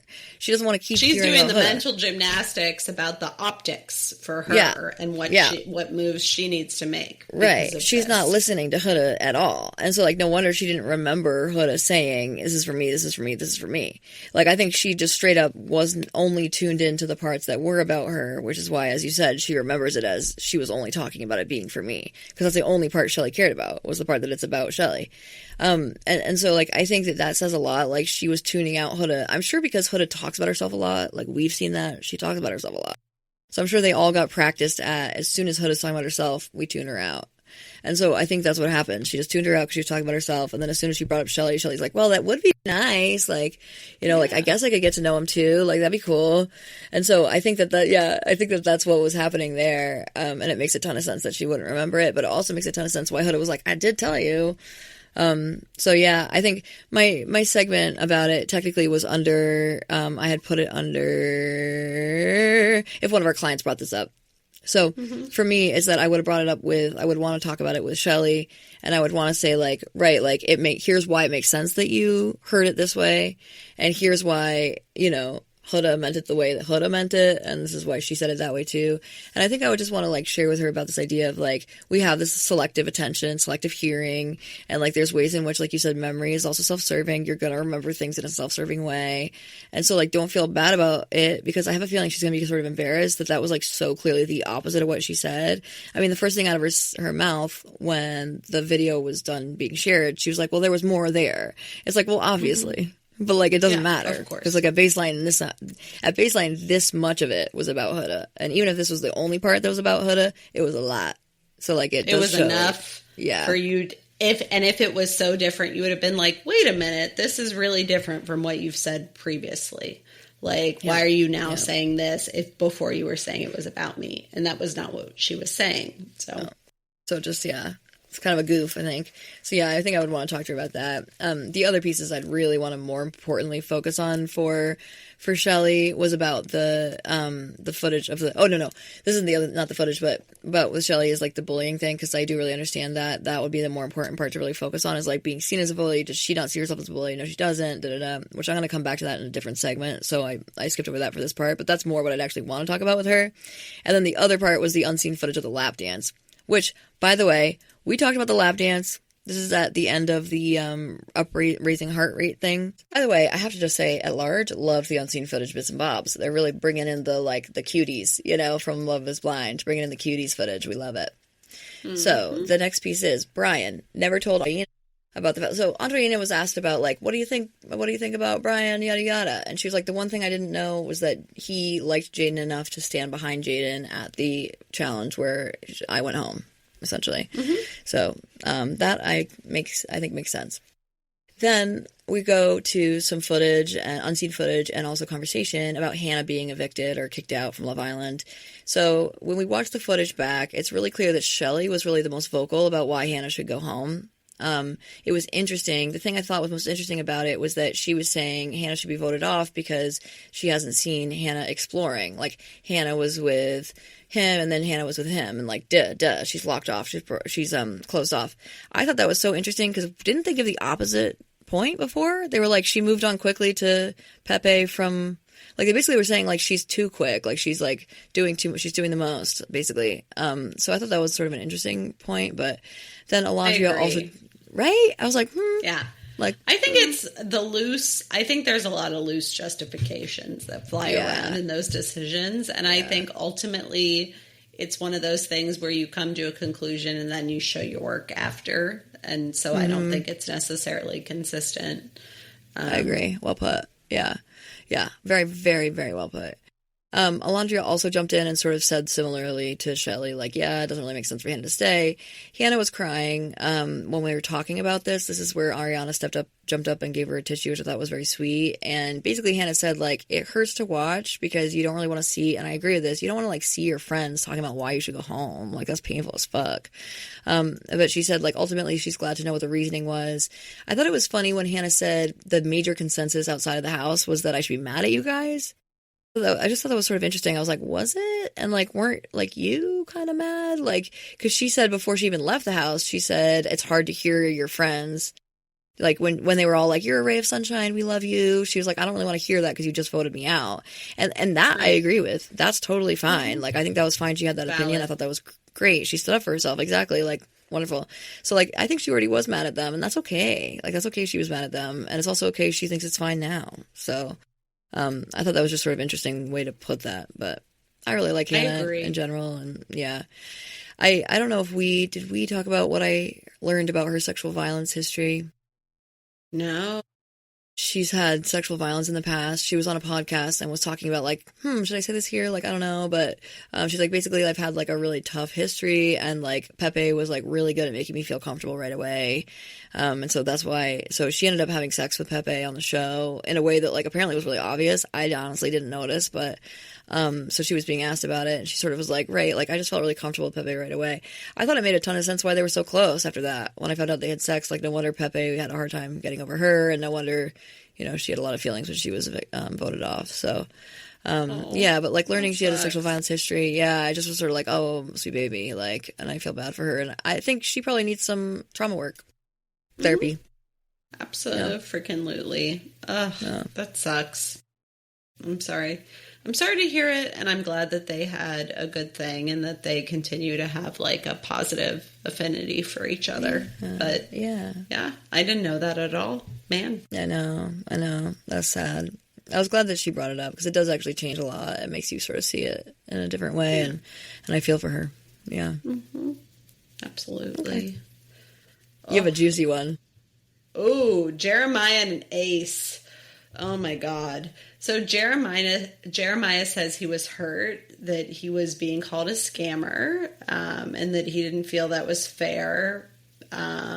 He says he wasn't love bombing, just too fast. He kind of checked in with Huda about this too, and and gave a very operationalized definition of what love bombing is. He clearly looked at like AI or Google to help him with that, because it was right there. Which I'll jump in right there, because that was one of my sags. I have two in this overall thing, but the other one's in a little bit. But that I felt like the segment I gave him was like, we spotted therapy, because we didn't actually spot therapy. But like I didn't spot it explicitly. I felt like Jeremiah maybe had been to therapy. I thought that some of the way he talked about things was like right on point. I thought he was right on point about the fact that he wasn't love bombing. Or maybe he was love bombing. I thought he was right on point about the fact he wasn't scamming, and that he just fell too fast for somebody. And I think that's exactly right. We talked about that. We said that too. We were like, he just likes quickly. He attaches quickly. That's not a huge fucking crime. I thought he spoke up for himself really well. I thought he was emotionally expressive. I thought he accepted apologies very well. I thought that he also was very like logically based but emotionally attuned. Mm-hmm. So I thought he was great. And I don't know if that means he got therapy, but I think he might have. And good for him. You go, Jeremiah. Ace accuses him of going on for the money, which is, it's like everyone, like, don't throw stones in a glass house. Like, let's be very honest about what this is. And I think those kinds of accusations in 2025, when every single person who's on one of these shows becomes an influencer, is just like, it's just like, stop. It's not interesting. No. Not a good argument. And Ace, of all the people, we all thought you were taking the game too seriously, so. Yes, you wanted that image. Nick said, I disagree with whatever Ace says. What was that about again? It was like a joke. It was like a joke where they're like, what do you all think? And Nick was like, well, anything Ace says, I disagree with. Like a way of being like, I don't agree with everything he says, which is so funny. Because everyone was like, you know, whatever you say, like Nick and Taylor always agree with you and stuff. So he was like, I don't. I disagree with everything. That was funny. I appreciated seeing that actually Nick felt differently about... Huge. That changed my mind about Nick in a lot of ways. And that he would... Because we see him like stand up for Maya at a different time. And I was like, oh, good. And I think he came off, at least he has the ability to come off as super people pleaser and super just like charmer, where with whatever the wind blows. And I really appreciated seeing that footage, because it showed me that actually wasn't what was happening, and there was more going on there. So I was really glad to see that. Dr. Ray is referring to this unseen footage of Nick saying during the argument about Jeremiah going home, Nick was like, well, hold on, like maybe it's good that he has a relationship with Andreina, whereas Austin does not have any relationships. So maybe Jeremiah shouldn't go home. He basically said, I don't think Jeremiah should go home, but it's 2-1, so I don't get a choice. And that was huge. Yeah. I liked seeing that footage too. And another moment. That's below. Yeah, so we'll skip over it when we get to it. Don't worry about it. We'll skip over it when we get to it. But yeah, no, I was going to say that's another moment of Jeremiah's, I thought, therapy maybe showing, because he accepted the apology. He was like, good, like, thank you. That's great. Like that change. He said that changes how I see it. So that's great. I was like, good for you. Good for you. Good for you. Good for you. I love it. Because they were buds. Yeah. And it actually seems like Nick was standing on that budness, which makes me like him more. I like budness more. That's cute. Yay, budness. Good for me. I love it. Yes, go for you. I love it. Yeah. Am I done, or do I? No, I highlighted the next part of that sub point. Oh, gotcha. So Jeremiah joked that he'd get to know Andriana all days so that no one else could get to know her, essentially alluding that he wasn't actually serious and that they took it as him being controlling, but that from his perspective... Yeah, it was not what was happening. No, it was a joke, obviously. He was just saying, like, I think that was so dumb. Like, obviously he was joking. What? Like, of course he was like, oh, I wish I could get to know her all day so no one else can get a chance to be with her. They put that on the show. I saw him say that. I thought it was funny. He was joking. Right. And of course, if anyone would have gone up and been like, hey, blah, blah, blah, he would have let them talk to her. It's a weird... It doesn't really make sense. It's not that good. No, it was so dumb. Yeah. Sorry. And then from there, the hosts go to Austin. I think we brought this up earlier. And he was clearly zoning out for like 5 minutes, which was weird. And there was a lot of recall issues, which maybe he was drunk. Maybe he was on something. Maybe he was on a few somethings. I don't know. It was a little awkward, but you do you, bro. Yeah, exactly. Whatever works. That was another point where I felt like, because I have a segment there too, that was another point where I felt like if I was a producer and I, as a psychologist or a producer, like, I think it was kind of weird that they kept, like, going it. Like, they didn't, like, let him have it. Like, he zoned out, move on. You know what I mean? Like, right. And actually, Andy said to him, if you think of something, call on us, which I thought was actually funny. Like, and I think he meant it seriously, but I actually thought that was fucking hilarious when he was like, if you think of anything, call on us. Like, I think they should have followed Andy's lead on that and moved on. Like, instead they just stayed there and they're like, well, what do you think about this? What do you think about this? It's like, let him just fucking zone out. Like, I don't know. It was weird. What do you, I don't know what their goal was, because it's not like Austin was a villain in the show. Like, unless they were trying to make a social justice take about how this Trump supporter is actually kind of a dick, which I don't actually think that that's what they were going for. Yeah, I agree. They were trying to give Jeremiah, yeah. It was like wasted airtime or something. And it just seemed awkward, like you're sort of bullying him. You're like, figure it out, come up with something, think of something. Like, you know, it was sort of weird. But they might have also been trying to, like, save him by being like, here's what we... Because you could tell they cut at one point, because then he said something that was very attuned to what they had just said. So I could tell they cut at one point. So I wonder if they were actually trying to, like, save him a little bit. Like, they were like, wait, like, what do you think about this, though? Like, nudge, nudge. We just said this. What do you think? Like, so they might have given him a bone to try to make it look less zoned out. But I don't know what they were trying to do per se either. I think they should have just kept it moving.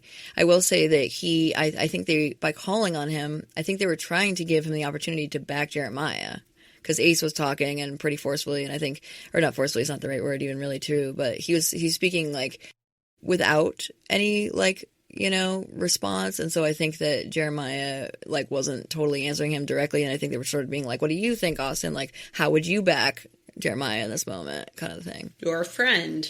And then he was just like somewhere else completely, which could have been funny, but wasn't like played for laughs in the way it was presented. So even in the way Austin, like, even the way Austin, because Austin could have been funny about it, and he wasn't funny either. He just seemed kind of like, it was surreal. It was really bizarre for a reunion. Yeah. Mm-hmm. I didn't get it. Yeah, he also, like, Austin, right? And at first Austin did agree, like, after they gave him a few bones, like, they were like, here's what we were talking about, I think, behind the scenes, like, they cut that, but when they said that, he then was like, no, I agree, he was just joking, like, I don't think Jeremiah meant it, that, like, he was going to take Andreina's attention for, like, you know, the whole day, so no one else could talk to him. I think it was just a joke. And then Ace had this weird thing where he sort of came for Austin again. Like, this is the sort of deflection that Ace does. Like, and he did it again where he was like, well, Austin, you thought that Jeremiah should go home too, because in the challenge, you sent him out of the cannon. And Austin was like, as a joke, like, you know, like, what do you mean? Like, and I think, like, so then in response to that, Ace said, you see how some people go home off of just jokes. How? What? Ace. Yeah, I was like, what? I have to say, Ace did not win any points with me here. I don't know. He just takes himself really seriously and doesn't see the harm that he causes, in my opinion. Because he did. He was mean. He was mean when he didn't have to be. No. And I think he, you know, like, brought up points that were just really fucking unnecessary. I will say, so, like, I'm next in the next part, because we did the Nick correcting the view of Nick being seen as gung-ho against Jeremiah. I'm going to go ahead and just go right into mine, because this is exactly what I was thinking too about Ace. And you know what? I might do this because this is all related. So this and the next one real quick, because the next one's a part of it, really. So what I put for my segment on something I wish people knew more about was related to Ace, and it was related to this idea of being seen as a ringleader. So in response to him saying that about Austin, like, you wanted him to go home too, and Austin was like, no, dude, like, I was just joking. First of all, I think Austin also chose Jeremiah for sending out of the cannon as someone who should go home, so he didn't make another enemy. Like, a lot of times people do that. They pick their friend for that so that then they know they're not pissing off Ace, for example. You know, like, who we could have done. AF. Yes.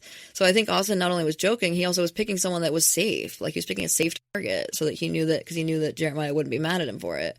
So, and Jeremiah might have been mad at him too, to be fair, but I think that was the point at the time. And so that's something that got, like, washed right over. And I don't even know who Ace is talking about that went home based on jokes. So that was a weird thing to say. Maybe him. So, maybe he sees it as what. I'm sure it's somehow connected to the fact that he went home. I don't know how, but I'm sure that's the point he was making. I bet you're right. Yeah, I bet it's something about that. You're right. Because what a weird ass motherfucking thing to say. Okay, so then the next portion here is Ace being asked about this idea of being seen as a ringleader. Like, people were like, basically Ariana was like, but do you see how people think that? Like, can you understand? And Ace basically, like, straight up was like, no. Actually, it was Andy. Andy was like, do you see, like, what do you think about being seen as a ringleader? And Ace was like, no, I wasn't one. And one of the ways he defended it was to say, it's not like I was having a conversation with myself. And that to me was like, what? Like, that is not the opposite of ringleading. Or like, that's not what ringleading, no. That's not what ringleading is. It's not like a ringleader sits by themselves and has a conversation. So I wanted to talk about the segment of like, what I wish people knew more about. Exactly. Like, cause then he also goes on to say, but Jeremiah, you're a grown-ass man. How could I ringlead a group of grown-ass men? What? So, problematic. Also sexist. I think this is when I fell asleep. That's funny. I took a wee nap. It was, you know, we have long days sometimes, and I was watching this to prepare, and I'm pretty sure I missed this. So I must have fell into some sort of phase of sleep. But so I'm on the edge of, huh? I'm on the edge of, me and Austin were in it together. I clearly was having a lot of empathy for him, but I'm on the edge of my seat. Keep going. Okay, good. Yes, it's good. It's perfect that I got this part then, and I'll tell you all about it. Yeah, no, it definitely was like bizarre. So it starts out with like Andy basically saying like, okay, you were called as a ringleader. He was like, no, I wasn't. Okay, but do you see, now that you watch it back, do you see why you might have been thought to be one? Which, like, real obvious to me. He says, how could I lead a group of grown-ass men? So what I wish people knew more about is like what ringleading looks like, and like the idea of having influence without necessarily like talking to yourself, ? So the idea is like, and how I think it's really obvious, like I think you can see it with him in the show. It's a perfect example of it. He has influence over people because he is kind of, he has like a very small distress tolerance level. Like without much happening, he can get pretty upset. And so when he gets upset, even if he's just calm, but he can be cutting. Like, he can say something that really puts people in their place and makes them feel like shit about themselves. And so because he can be mean like that, because he can be mean, people are worried that if they say something wrong, he might say something that really embarrasses them because they feel like shit about themselves or whatever. And so because of that, they listen to him. Like, they don't want to speak up and disagree with him because they don't want to be said something mean to them. You know, they don't want something mean to be said to them. So they do listen carefully and they follow his advice. Granted, he also has great advice sometimes. I think there are also parts of his leading ability that are based on his charm. I think he is charismatic, actually. And I think he does have some really good advice. And so I think given that, those things put together, like fears of his disappointment and disapproval, plus like love for his points that are good ones, and being charmed by him and his charisma, those things all put together give him a lot of power. And that kind of power can look different ways. For him, it means that when he comes up with an idea, people don't disagree with it. And frankly, they don't. We saw that almost never. And it means that, like, then people will go along with what he says. His idea that, like, it doesn't mean I'm having a conversation with myself. No, it means that when you say something, people agree with you. And so they'll say, like, right, like, and I wonder if this is also true. Like, sure, they might add something. But what they're saying in response to you isn't in direct opposition to it. And so because of that, whatever you say kind of goes. And, like, that's what you're doing. You're leading through that. And so people agree with you. We only ever see them agree with you. The other thing of them being, like, grown-ass men, how could I ringlead a group of grown-ass men? Ringleading isn't like you're, like, I don't know, what is he even thinking that means? Like, for him to say that, like, you could ringlead anybody. You know what I mean? Like, it doesn't matter. Like, the point is that your power is powerful and people respond to it as powerful. Is it like a different thing, but similar to what Jeremiah did, where maybe there's like this Google or Merriam-Webster definition? Yes, thank you, of ringleader that we don't know about, that he's keying into. Because I'm like, I don't know, but like, just exactly like you said, he clearly has power over people. And he's a bit fragile in what he will and will not tolerate regarding, like, agreeing or disagreeing with his points. And so people are responsive to that. But he doesn't seem like he's in a place to admit to that, which I think it would have been super charming and, like, nice for him to say, yeah, you know what? I did influence people a little bit. Yeah. Like, and made fun of it, but he couldn't quite do that. Right. No. I wish he had been able to own that too. I think it's interesting because in the show itself, he was saying things like that when he brought out, I just looked at the definition. I have to tell you because it's appalling, but he looked it up he didn't look it up. In the show itself, he even said, I'm a leader. Like, he referred to himself as a leader. Yeah. So he knows he's a leader. So it just means you're a good leader, period, done. Don't worry about ringleading. Just think about leading. Like, you are a leader, and you did a great job. You're a leader. You're a strong, effective leader. Not you did a great job at the show. You did a great job at leading people, whereby you were successful at it. You were able to lead. And then some crummy things came from it a little bit. Oh, my God. Listen to the definition of ringleader. A ringleader is the person who leads others, especially in unlawful, illegal, or rebellious activities or opposition to authority. The term is often used for the primary figure in a criminal or criminal enterprise, such as a gang or fraud scheme. Racist. Not good. It's racist. Yeah. That sucks. And that's not something anyone has said. Yeah. But who called him a ringleader? Where did that come from? I guess the point is he was saying Austin said that. But yeah, dude, that's a racist term. And like, we didn't know that was racist because we didn't know that was the definition. So that's important. That's something that we should be talking about more. Well, this is my segment on what we wish people knew more about, except in this case, I learned too, which is that I wish I'd known that was like what the ringleader definition was. Yeah. So I think we're talking about two different things here now. So like, on the one hand, the thing that I was trying to bring up was the fact that like he as a leader was effective, even of grown-ass men, because people respond to people in power regardless of their gender, age, whatever. You could be super strong and powerful as a person and still respond to someone else's power. That's still something that we all do. So that was annoying that he didn't seem to understand that. I was sort of like, dude, that feels itself like a problem, because then he's not aware of the power he has and he's not aware of why that's important. But now we're looking at a little bit of a racist thing too with the ringleader piece, which then fits in with the last two sub-bullets here, which is that then of this first right here, which is that he also said to Austin, you told me I was a ringleader and you said I was a little ringleader. And Austin was like, no, I don't think I said that. He was like, I really didn't say little. You added that adjective. I wish they had shown the footage. I want to know. Yeah. Did he say little? Because I don't think he said little either, to be honest. But maybe he did. Yeah. It's possible he did. Mm-hmm. But also, if he was the first one to call him a ringleader, that's important too. But again, it's not like Austin looked up the definition of ringleader. Like, we all don't know that's racist, right? Like, I don't know anybody who would think of like, but once you know the definition, it would be racist to use it. Right. But I don't think he was that savvy.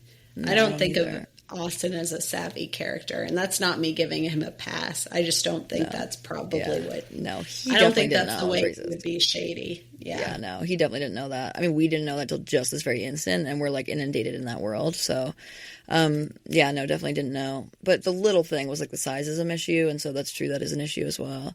I will say, I could see him saying that. I could see him I could see that too. Little into the chat in some way. That would I didn't remember it, but I feel like he could have. Yeah. Mm-hmm. Yeah. I don't think he did, actually, but I think it's possible he could. He could. He definitely didn't know what's racist. And I don't even know if Ace knew it was racist unless he did look up the definition. I mean, that didn't come up. Like, they didn't talk about that. So, interesting. And then the last thing was just that then in response to that, they were like, okay, so did you think that Jeremiah should have gone home then? Like, talking now about the fact he influenced the vote. Which he did. He influenced Taylor. Taylor agreed with Ace, and then Jeremiah went home. And Ace says, no, I don't think Jeremiah should have gone home. I was shocked by that. I was impressed that he said that. He said, I can be a man and admit that, which I, again, was like the sexism, the internalized oppression of this is tough too. But like the sexism of like, so could you also be a woman and admit that? Like, I'm a woman and I admit when I've done wrong. In fact, that would be better at admitting I've done wrong because men are not good at it. No, women are pretty good at it. Mm-hmm, mm-hmm. We're like pretty good, and men are bad at it. So, yes, they suck. They do. They will not admit they've done wrong, and in fact, non-apology is a pillar of patriarchy. So I would more likely be like, I can be a woman and admit that. And Jeremiah said in response to that, I appreciate that. Done. Loved it. Loved the way that Jeremiah was able to do that. He'd be like, I appreciate that. And he wasn't like, that's great because it was hurting me and like, da-da-da. Like, Jeremiah was just able to be like, great, appreciate that. Keep it moving. I loved it. On Jeremiah's part. Yeah. Moving on, moving up. Good stuff. Yeah. I think I must have fallen asleep, and it's a shame because I actually would have loved to see the Ace and Amaya stuff. Because I think I did a segment on the fact that Ace did not apologize to Amaya. Did Ace apologize to Amaya at all? No. Wow. And in this case, Ace addressed Amaya in a negative way. He said that Amaya had brought something up. Like, maybe I'll just finish this little segment and we can come. Were you awake for Huda's hot seat? Because it's the last bit of the whole thing. I was. Yes. Okay, great. I will go in on Huda's hot seat. Let's but do I that like after. the fact that Ace owes her a huge apology. He was horrible to her. So nope. Yes. Did not apologize. And that's Didn't even something get we've invited mentioned to. previously, and I still feel it. And now I feel it even more because I'm quite certain that he did not give an apology. And he wasn't even invited to. In fact, he came for Amaya. He said that Amaya on Alice Cooper, which is whatever, I don't even need to say the name, but it's a famous podcast. He said that to Alice Cooper, Alex, I just call her Alice Cooper. That makes a lot of sense. So from Amaya's perspective, I mean, it's great that she apologized and that her team tried to apologize because ultimately, like, he was a dick to her. Or he was just an asshole to her. And, like, she could have just stood on it the way that Huda did. Like, Huda was like, this person's bullying me. This person's bullying. Like, you know, all of that in a bag of chips. But she didn't. She chose to try to be the bigger person and acknowledge that maybe she had a moment where she answered a question that was a little petty, but I don't know. I just wish she had apologized for the comment at all. Like, I think saying, like, I wouldn't have said that if I'd known she'd do that with it, which also, by the way, is fair. I think what Alex did was shady. I think her team blowing that up was shady. But, like, I also understand Huda's point, but I also think Huda could also have said, I really shouldn't have said that. Like, because she said, I wouldn't have tolerated it if I'd known they were going to do that. And then they took it down. And then she asked them to take it down. I think that's great. They tried to take it down. I don't know if they did take it down. I hope they did on Alex Cooper's part. Like, I hope that podcast cares enough to take it down. I wish that they hadn't done that. I wish that they were knowing better. But for Amaya's part, she could just apologize for making the comment.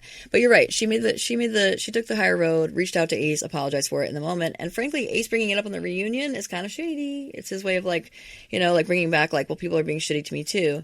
Granted, is he wrong? Not really. I mean, I kind of get it. But, like, yeah, it is sort of like he didn't need to bring it up back here when she already apologized for it. If you accepted her apology, you wouldn't bring it back up. He continues to come off as petty. One thing I want to say about Amaya and things people weren't talking about the next day, she sounded different to me. She sounded very different. She had a different sort of vibe. And I was like, did you get media coaching? Is this racist? I remember we talked about, like, Daisy and how she sounded different on the, like, Bachelor reunion. And I'm like, how are people's, like, tone and way that they present themselves being, like, policed or managed? Because she sounded very different. And I thought she didn't have her baby voice. She didn't have her baby voice. Yeah. And I was confused by that. Self-police maybe, though? Like, I mean, she got hell for her baby voice. Like, hell for it.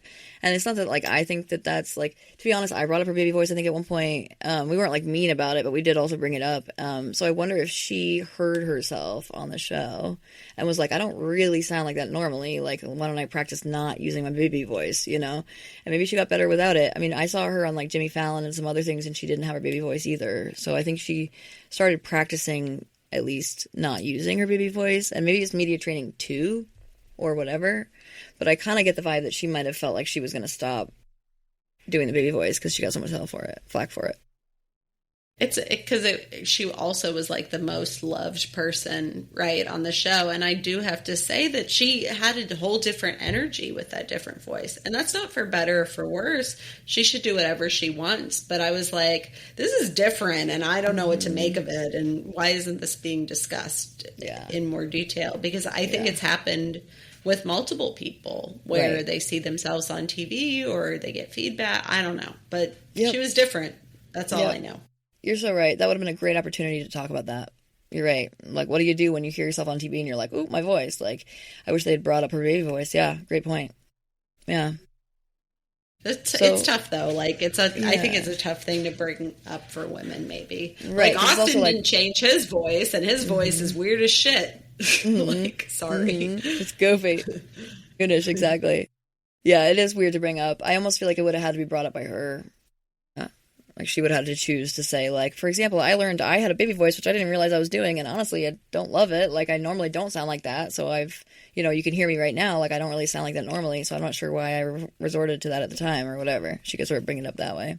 So, or you know, it would be even better if they were to be the ones to bring it up or give her an opportunity to talk about that. They could say, what are some things you all felt like you saw yourself doing on the screen that you wanted to change when you saw it? Yeah. I think that'd be a great question for the group. I want to hear multiple people answer it. Yeah. Yes. I like it a lot. Yeah. So just the last point before we go to the Hood's hot seat was that Bella and Jeremiah were apparently like in a hotel room, the same hotel room or whatever, because there was like the same carpeting and the same da-da-da, and like it was important that they brought up the fact it was in a room, like there was a bed. And so there was, you know, wonderings around the world, apparently around the Love Island world, about whether Bella and Jeremiah were an item. And so they asked them that, and they actually were like sort of weird about it. They were like, no. But, like, ultimately, Bella was like, no, like, she was like, I was so focused on men in the show, and, like, this is now my time to be just Bella. She's like, not Bella and someone, right? I love that. So true. Great answer if they really are not an item. Like, I think that's a great way to do it. But it did leave it kind of open. I was sort of like, but then does that mean you would be an item if you weren't just Bella right now? Like, you know, but they did also at one point say they're just good buds or something like that, which is cute. And I really like Jeremiah. I think he's a good dude. Like, I honestly do. I think he has a good heart. I think he's well-intentioned. And I thought he was, like, much better at, like, showing up in, like, a emotionally expressive way than he wasn't even on the show. So I don't think Bella could, you know, do wrong with that. I think they'd be a cute item. But I also understand if she's trying to put herself first, that looks great, too. They're both very attractive. I think they'd look really good together. Jeremiah was not my cup of tea initially, but yeah, I agree. I've kind of liked him since he's gone off the show. So I didn't mind him on the show either, but I have also remained warm for him. Like, I don't, remained warm seems weird. I have stayed warmed towards him because I do think he, like, I don't know, there's something about him that seemed more mature than the other men. Certainly more mature than Ace to me. Like, certainly. I think it's interesting, you know, whatever. That's not interesting. I won't say it because it's not interesting. But one thing I will say that's interesting, perhaps, is that just to, like, wrap that up before Hoda's hot seat, just to say, if you did miss it, that Ace didn't come out, like you said, looking great. Like, his section on him, where it was, like, really focused on him, came across as him, like, deflecting. Like, it felt like he was, like, reaching for things that he could sort of blame on other people and be like, look, like, you did this, like, or whatever. You know, it's like, well, Amaya said this. He was like, it's really, like, at the end of the Amaya part, he's like, it's really about the fact that, like, other people were acting differently outside of the villa than they're saying that they are, or whatever. It's like, huh? Everyone acts differently. Like, what do you mean? That's the whole point of the fucking show. Like, not the point of the show, but, like, the point, like, the thing that happens with reality TV in general is everyone's different on TV than off of it, period. You know? And so. He hasn't grown really at all. Like, no, I did not get that vibe. Yeah, I would not. If that was our week, we would, I think probably both do that because it was not fun to watch. Yeah. Oh, also, the other thing he said about him being a leader was that he was like, it's not like I was having a conversation with myself. He's like, it's just that some points get highlighted more. So he also blamed editing too, basically saying that, like, that makes it seem like just his opinions were highlighted. The way we know that's not true is because people followed his opinion in actions, which wouldn't have happened if he wasn't the one. You know what I mean? Like, if it was just that, like, a bunch of opinions were given, his was the only one highlighted, then that also means the actions that followed wouldn't have followed his opinion. So yeah, it's like, I'm sorry, bud, you were a leader. People respected your opinion. Why not embrace that? Stand on it and also acknowledge, like, as a leader, how you can grow. Yeah. Like, it would have been so cool for him to be like, I'm so sorry, Amaya. That was unkind of me. I should have been nicer to you. That would have gone so far for me with him, but his ego is just not there, and that sucks for him. No, honestly. He didn't apologize one time. He did not apologize at all. Like, he said that he would have done something differently with Jeremiah and said, I'm a man, I can stand on that. You didn't apologize. You know, I guess that is a man thing too. But you didn't like admit you were wrong, but you also didn't, like, well, you're saying you admitted you were wrong, but you didn't apologize. So, like, I mean, he really has some things to be desired in terms of becoming a really effective leader. Indeed. Well, now we're going to end on Huda's hot seat. So Shelley denies ever bullying Huda, even in the maybe I look like a mean girl thing, but it wasn't real. Like, so, do you know the footage they showed? Like, they showed the footage of, like, the girls on the couch. Yeah. Did you think that looked like they were sort of being... I thought it was a little mean. Yeah, me too. I didn't love it. I don't think it necessarily means that she was a bully, but I think in that moment I felt bad for Huda because it felt like she was. I do think Huda was probably like seeking Shelley's like attention and affection all season, including when she was like, Chris, like and that's probably hard for Shelley to sit with, but I think that is the reality. And I think that sort of behavior is unkind, and Huda didn't deserve that. No. And Huda is far from perfect in all of this, of course. Yeah. I mean, I totally agree. I think exactly that. Like, the overall message of what we're then going to talk about now in the minutia version of it is, like, altogether, Huda made some major mistakes. There's some things I really have some issues with, some of Huda's behaviors and thoughts and feelings and so forth. I don't have issues with her feelings, but I have some issues with some of the ways that they played out. And then I also, in a big way, feel the same way about Shelley. Like, there's some things Shelley did where I just was like, you could do better. And in fact, in this case, Shelley's the one with more power in a lot of ways, and I feel like she could have used it differently. I think in that moment, thinking about what happened on the couch, I also felt like, so they're all saying, oh, she thinks we're all staring at her. And so they sort of like shuffle themselves a little bit. And then they start breaking into laughter, all of them. So, like, can you imagine from Huda's perspective? Yeah. Can you imagine from Huda's perspective, friends, that, like, if she's standing over there, she's, like, doing her thing with her body and sort of, like, showing off a little bit, to then hear a whole group of women that she just thought was looking at her then break into laughter? You don't think that would, like, really hurt her in some way? Like, and then maybe what I would do if I were Shelley or an Alandria in that case, and I felt like what we were doing was harmless, I would maybe even go talk to her about it and be like, oh my God, like, you know, we saw you looking at us and we broke into laughter. I just wanted to tell you what we were talking about so you don't think we were laughing at you. Because I would be so aware of how that would feel on the flip, you know? And I don't think they probably did that. They definitely did. Probably being in a power, and it's so complicated, right? Because Huda is light-skinned. She's pretty white presenting. There's so many dynamics at play.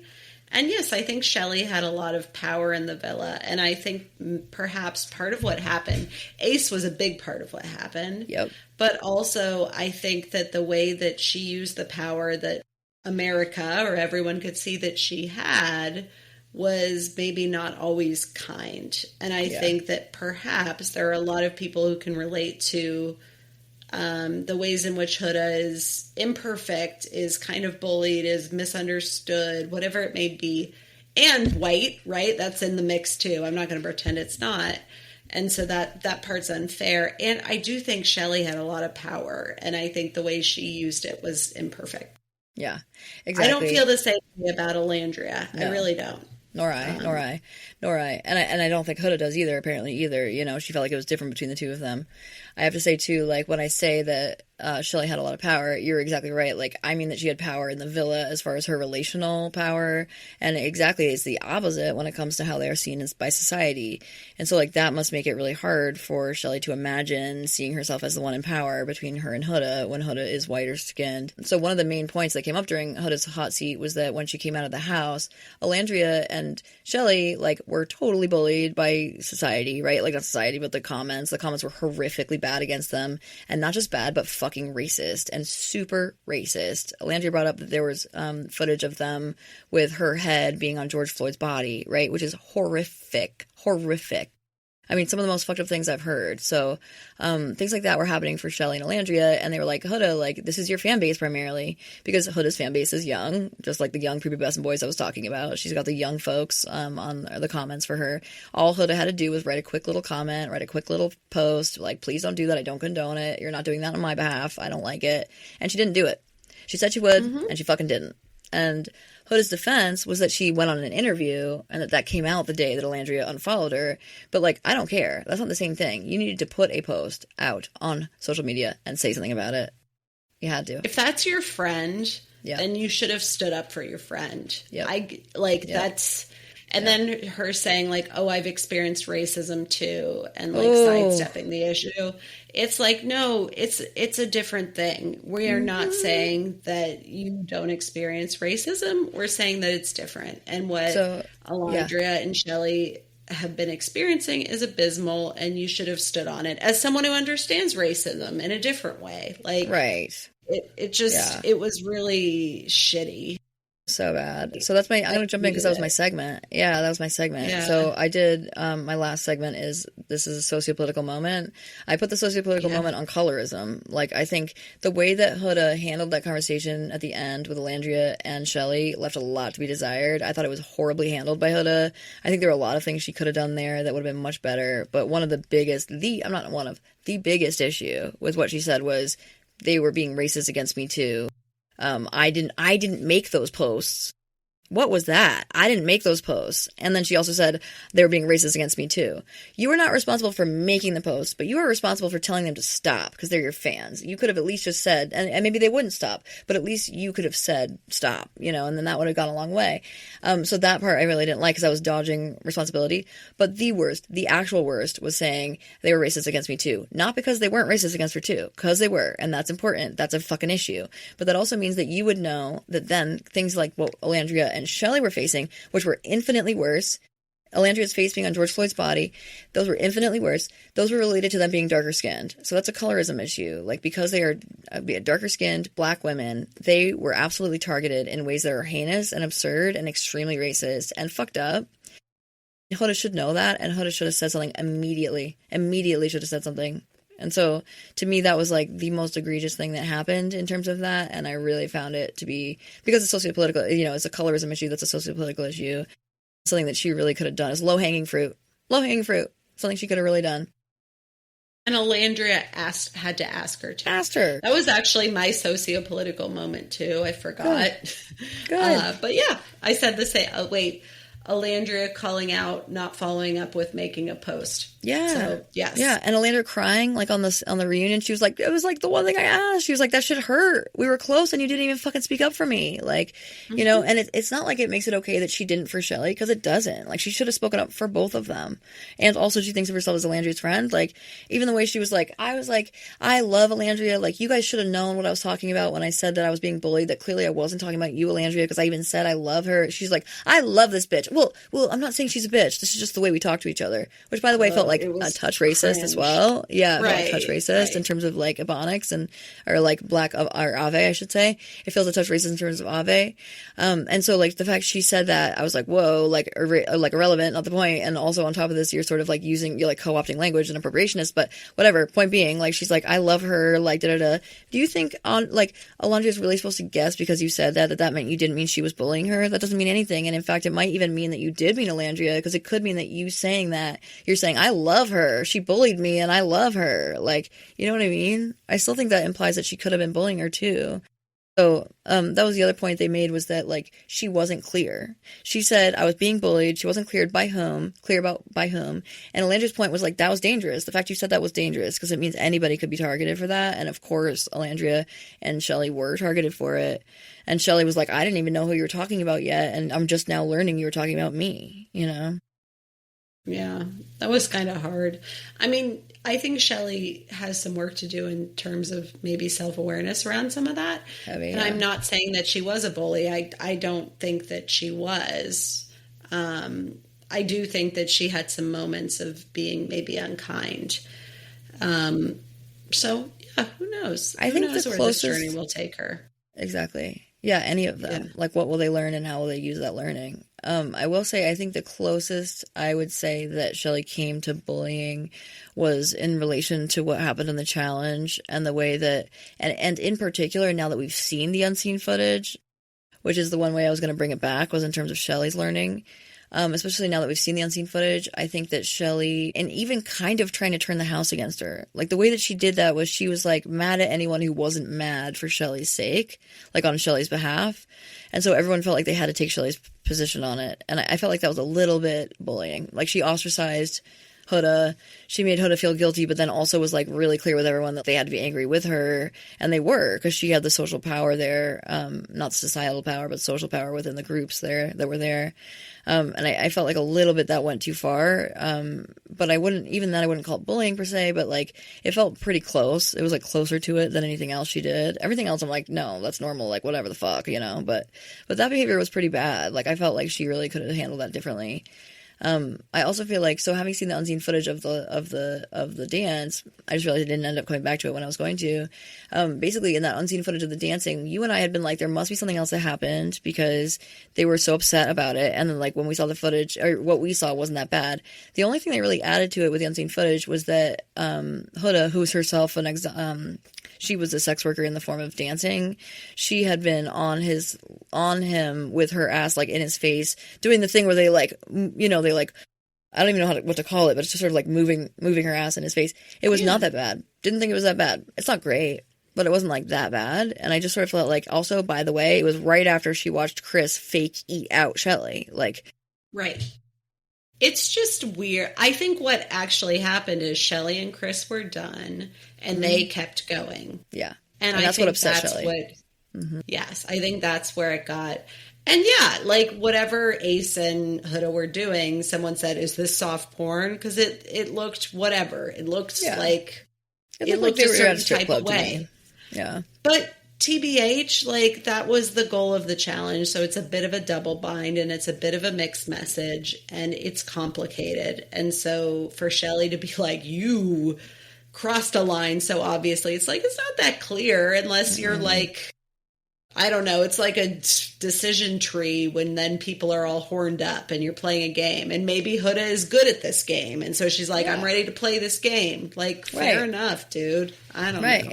Right. She was a stripper, so, like, she knows how to, you know, she was a dancer. She knows how to do that. She knows how to make it sexy, and that's one of the things she felt confident about herself in. You know, there's not a lot that she felt confident about in, and that was one of her things, and everyone knew it. Like, everyone knew that she had been a dancer, and so they were expecting her to be good at it. They were expecting to see her go off, and she went off. Like, I don't know. I mean, did it have to be on Ace? I get Shelly's point there, but it also, like, because she was also in that way giving Shelly a chance to be with Chris again, and in fact, Chris fake ate her out. Like, I think that's pretty much, like, you know, the next level kind of thing anyway. I would also say, like, you're right about the timing thing. I think it totally was that they were still going. I also felt like the other people, I wasn't positive I was right about this, but it felt like the other people were saying, like, Shelly, don't worry about it, sit down. Is that what they were saying? Was that what Andrea was like, sit down? Like, because I felt like, I almost felt like they were sort of saying, like, don't worry about it. Not like this is a problem. Eventually they were like, hey, like, chill out. Like, you know, eventually they sort of told Huda to stop. But, like, at first I think they were sort of saying to Shelly, don't worry about it. Is that possible? It probably is. Okay. I can't remember for sure. But I'll have to watch it again, I guess. Yeah. Because I had taken the way that they reacted once they finally cut the footage back in the original take of it. I had felt like they were all sort of, like, appalled. I thought that Amaya had been standing up and yelling at Huda to stop, but we didn't see that at all. So I don't know. It's not anywhere near as bad as I thought it was.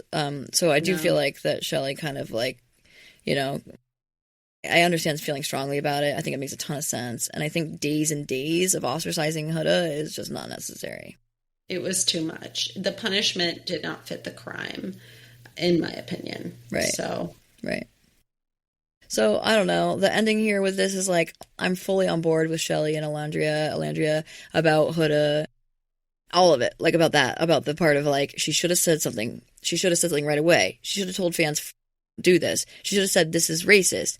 I mean, they were saying, like, and their point was a really good one, like, there was bullying of all three of them, but there was racism against Landria and Shelly in a way that was way worse than what was said against Huda. And so it's like, yeah, we've all been through this. Yeah, you didn't write the post, but what we were going through was infinitely worse. And frankly, it was. Mm-hmm. Yeah. Abso-freaking-lutely. So, I have to say, I understand that. The only other thing I guess we could say was, like, at the end of it, they sort of said, like, oh no, I was still planning to come back. Okay, there is still something at the end here. But I will say, because they ended with the lap dance thing, that's why. Okay, so we were coming back to that. I will say that at the very end of their conversations, basically both Shelly and Alandria said, like, I'm just going to wish her well from afar. Don't blame them. Yeah, it's all fair, honestly. Yeah. Totally fair. And it seemed like Huda was okay with that. And it's a shame. It would be nice if they could all hang out, but that's just not the way it went down. And that's okay too. Well, apparently, like, Bella was really close with Huda too, and they weren't in contact almost at all after the house too. And Huda was saying, well, like, I love her, like, she's great. It's just that we're both so busy. And so I didn't know if that was like literally it's that they're so busy and so she's not in contact with many people, because I imagine that must mean many people are not in contact with Huda. But I've been sort of getting a vibe on the TikTok streets that the idea is that Huda has been pretty MIA with a lot of people. And so I wonder if it's also that she's embarrassed and worried and, doesn't want to apologize, probably also. But I get the vibe that there's a little bit of trauma there even, where she's just trying to forget it and be back with her daughter. So for that reason, I kind of think that she might be okay with the Alandria Shelley friendships falling apart. She's busy and she's got a daughter to worry about. Yeah. So that's it. Then it ended with basically the unseen footage about the lap dance, and I didn't think it was all that bad. And I also think it's important. I don't think it actually explicitly came up on the show that she was a dancer. Did you think it did? So I think that's also a part of it. Until you said it. Yeah. Okay. Yeah. But it makes sense. I kind of thought that might be true because her moves are really good. Yeah. She's a great dancer. And the way that people kept being I can't wait to see Huda. It was sort of said in a different way about her. People thought that she'd be really particularly good at it. But I didn't know if that meant that she said that because she was a dancer in terms of formal dancing, or if it was because she was a dancer in terms of sex work and sort of exotic dancing. And so I wasn't sure which it meant, but I knew there was something as well, something related. But yeah, officially she used to exotic dance to make ends meet. And therefore I thought that she was, very good, sexy dancer. And for that reason, I feel like it does change things though. I think that does change things in Huda's favor, where it's sort of she was being built up to go out there and do her thing. And so she was showing them how she does her thing. Yeah. Right. That was, she was getting hyped up. It was a challenge. It was fun. I totally agree. Yeah. So on that note, there's lots of things going on. It sounds like they're all going to continue to be friends. I think it's cute as a button. They all stayed in a house together right after it. I think that's smart. I think they probably heard that from other Love Island people, that was a good idea, because I've heard of other people doing that too. I think it was really adorable. So it also gives you a chance to get to know each other, how people are off screen, because I think people are different often. So you kind of get a sense of who's that different off screen, and it's kind of fun. Well, this was so much fun. Delight. I am so glad that we got to do Love Island, the reunion, and to recap this season. It was so much fun. Same. So you can find us on social medias. I would start off by looking for us on Patreon, because we'd love your $5 a month if you're willing and if that is something you're capable of giving. Shit will upgrade heavy if people are starting to show an interest in it. Right now, it is the home of our archive of old episodes that you can't get anywhere else, and it's also where you find full video episodes of us from the podcast episodes. So if you're interested in the full video, go ahead and hop on over there.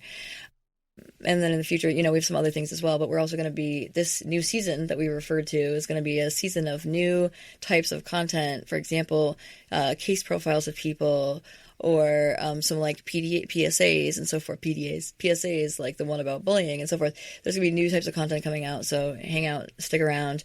You'll find, in addition to patreon.com/realitytest, REALITYTEST, you could put that in the URL, that you can also go ahead into the search bar at Patreon on the website and put in the @ symbol, reality test, all one word. If you do that, you'll be able to find us on Patreon as well. You can find us also on Instagram at Dr. K Pods and at Dr. Ray Pods. We're both on there doing our own thing. You can find us on TikTok at drdr.realitytv. You can find us on YouTube and Facebook at Reality Test Pod. @ symbol Reality Test Pod, all one word, is our YouTube channel. With spaces between it is our Facebook page. You can also find us on email, realitycheckpodding, PODDING, at gmail.com. And don't forget to rate, review, subscribe, and to tell all your friends. Yeah. And that really helps us to continue to do this thing that we love so much. Truly, truly. And you best believe you're going to be excited to come back next week, because we have some big news. Big news. I had called Dr. Ray and Dr. Ray's husband in the middle of a lot going on. Actually, you were traveling. It was late at night. It was 10 o'clock. And I was like, please call me back. You're going to want to talk. Because you'd also even said, maybe tomorrow. If not, I was like, nope, now. Call me back. You're going to want to know now. And we both laughed about the fact that, it was bigger than anything we could imagine that I would have to tell them in terms of news. So, same to you all. Come back. Even if it's 10 o'clock at night, it's going to be bigger news than you think that I could mean. So, we'll see you all next week. And it is very exciting. Yeah. Sorry to cut you off. But no, I'm glad. Very exciting. Yeah, it's exciting. It's exciting news. So, have a great week, and we'll see you next session, babies. Bye.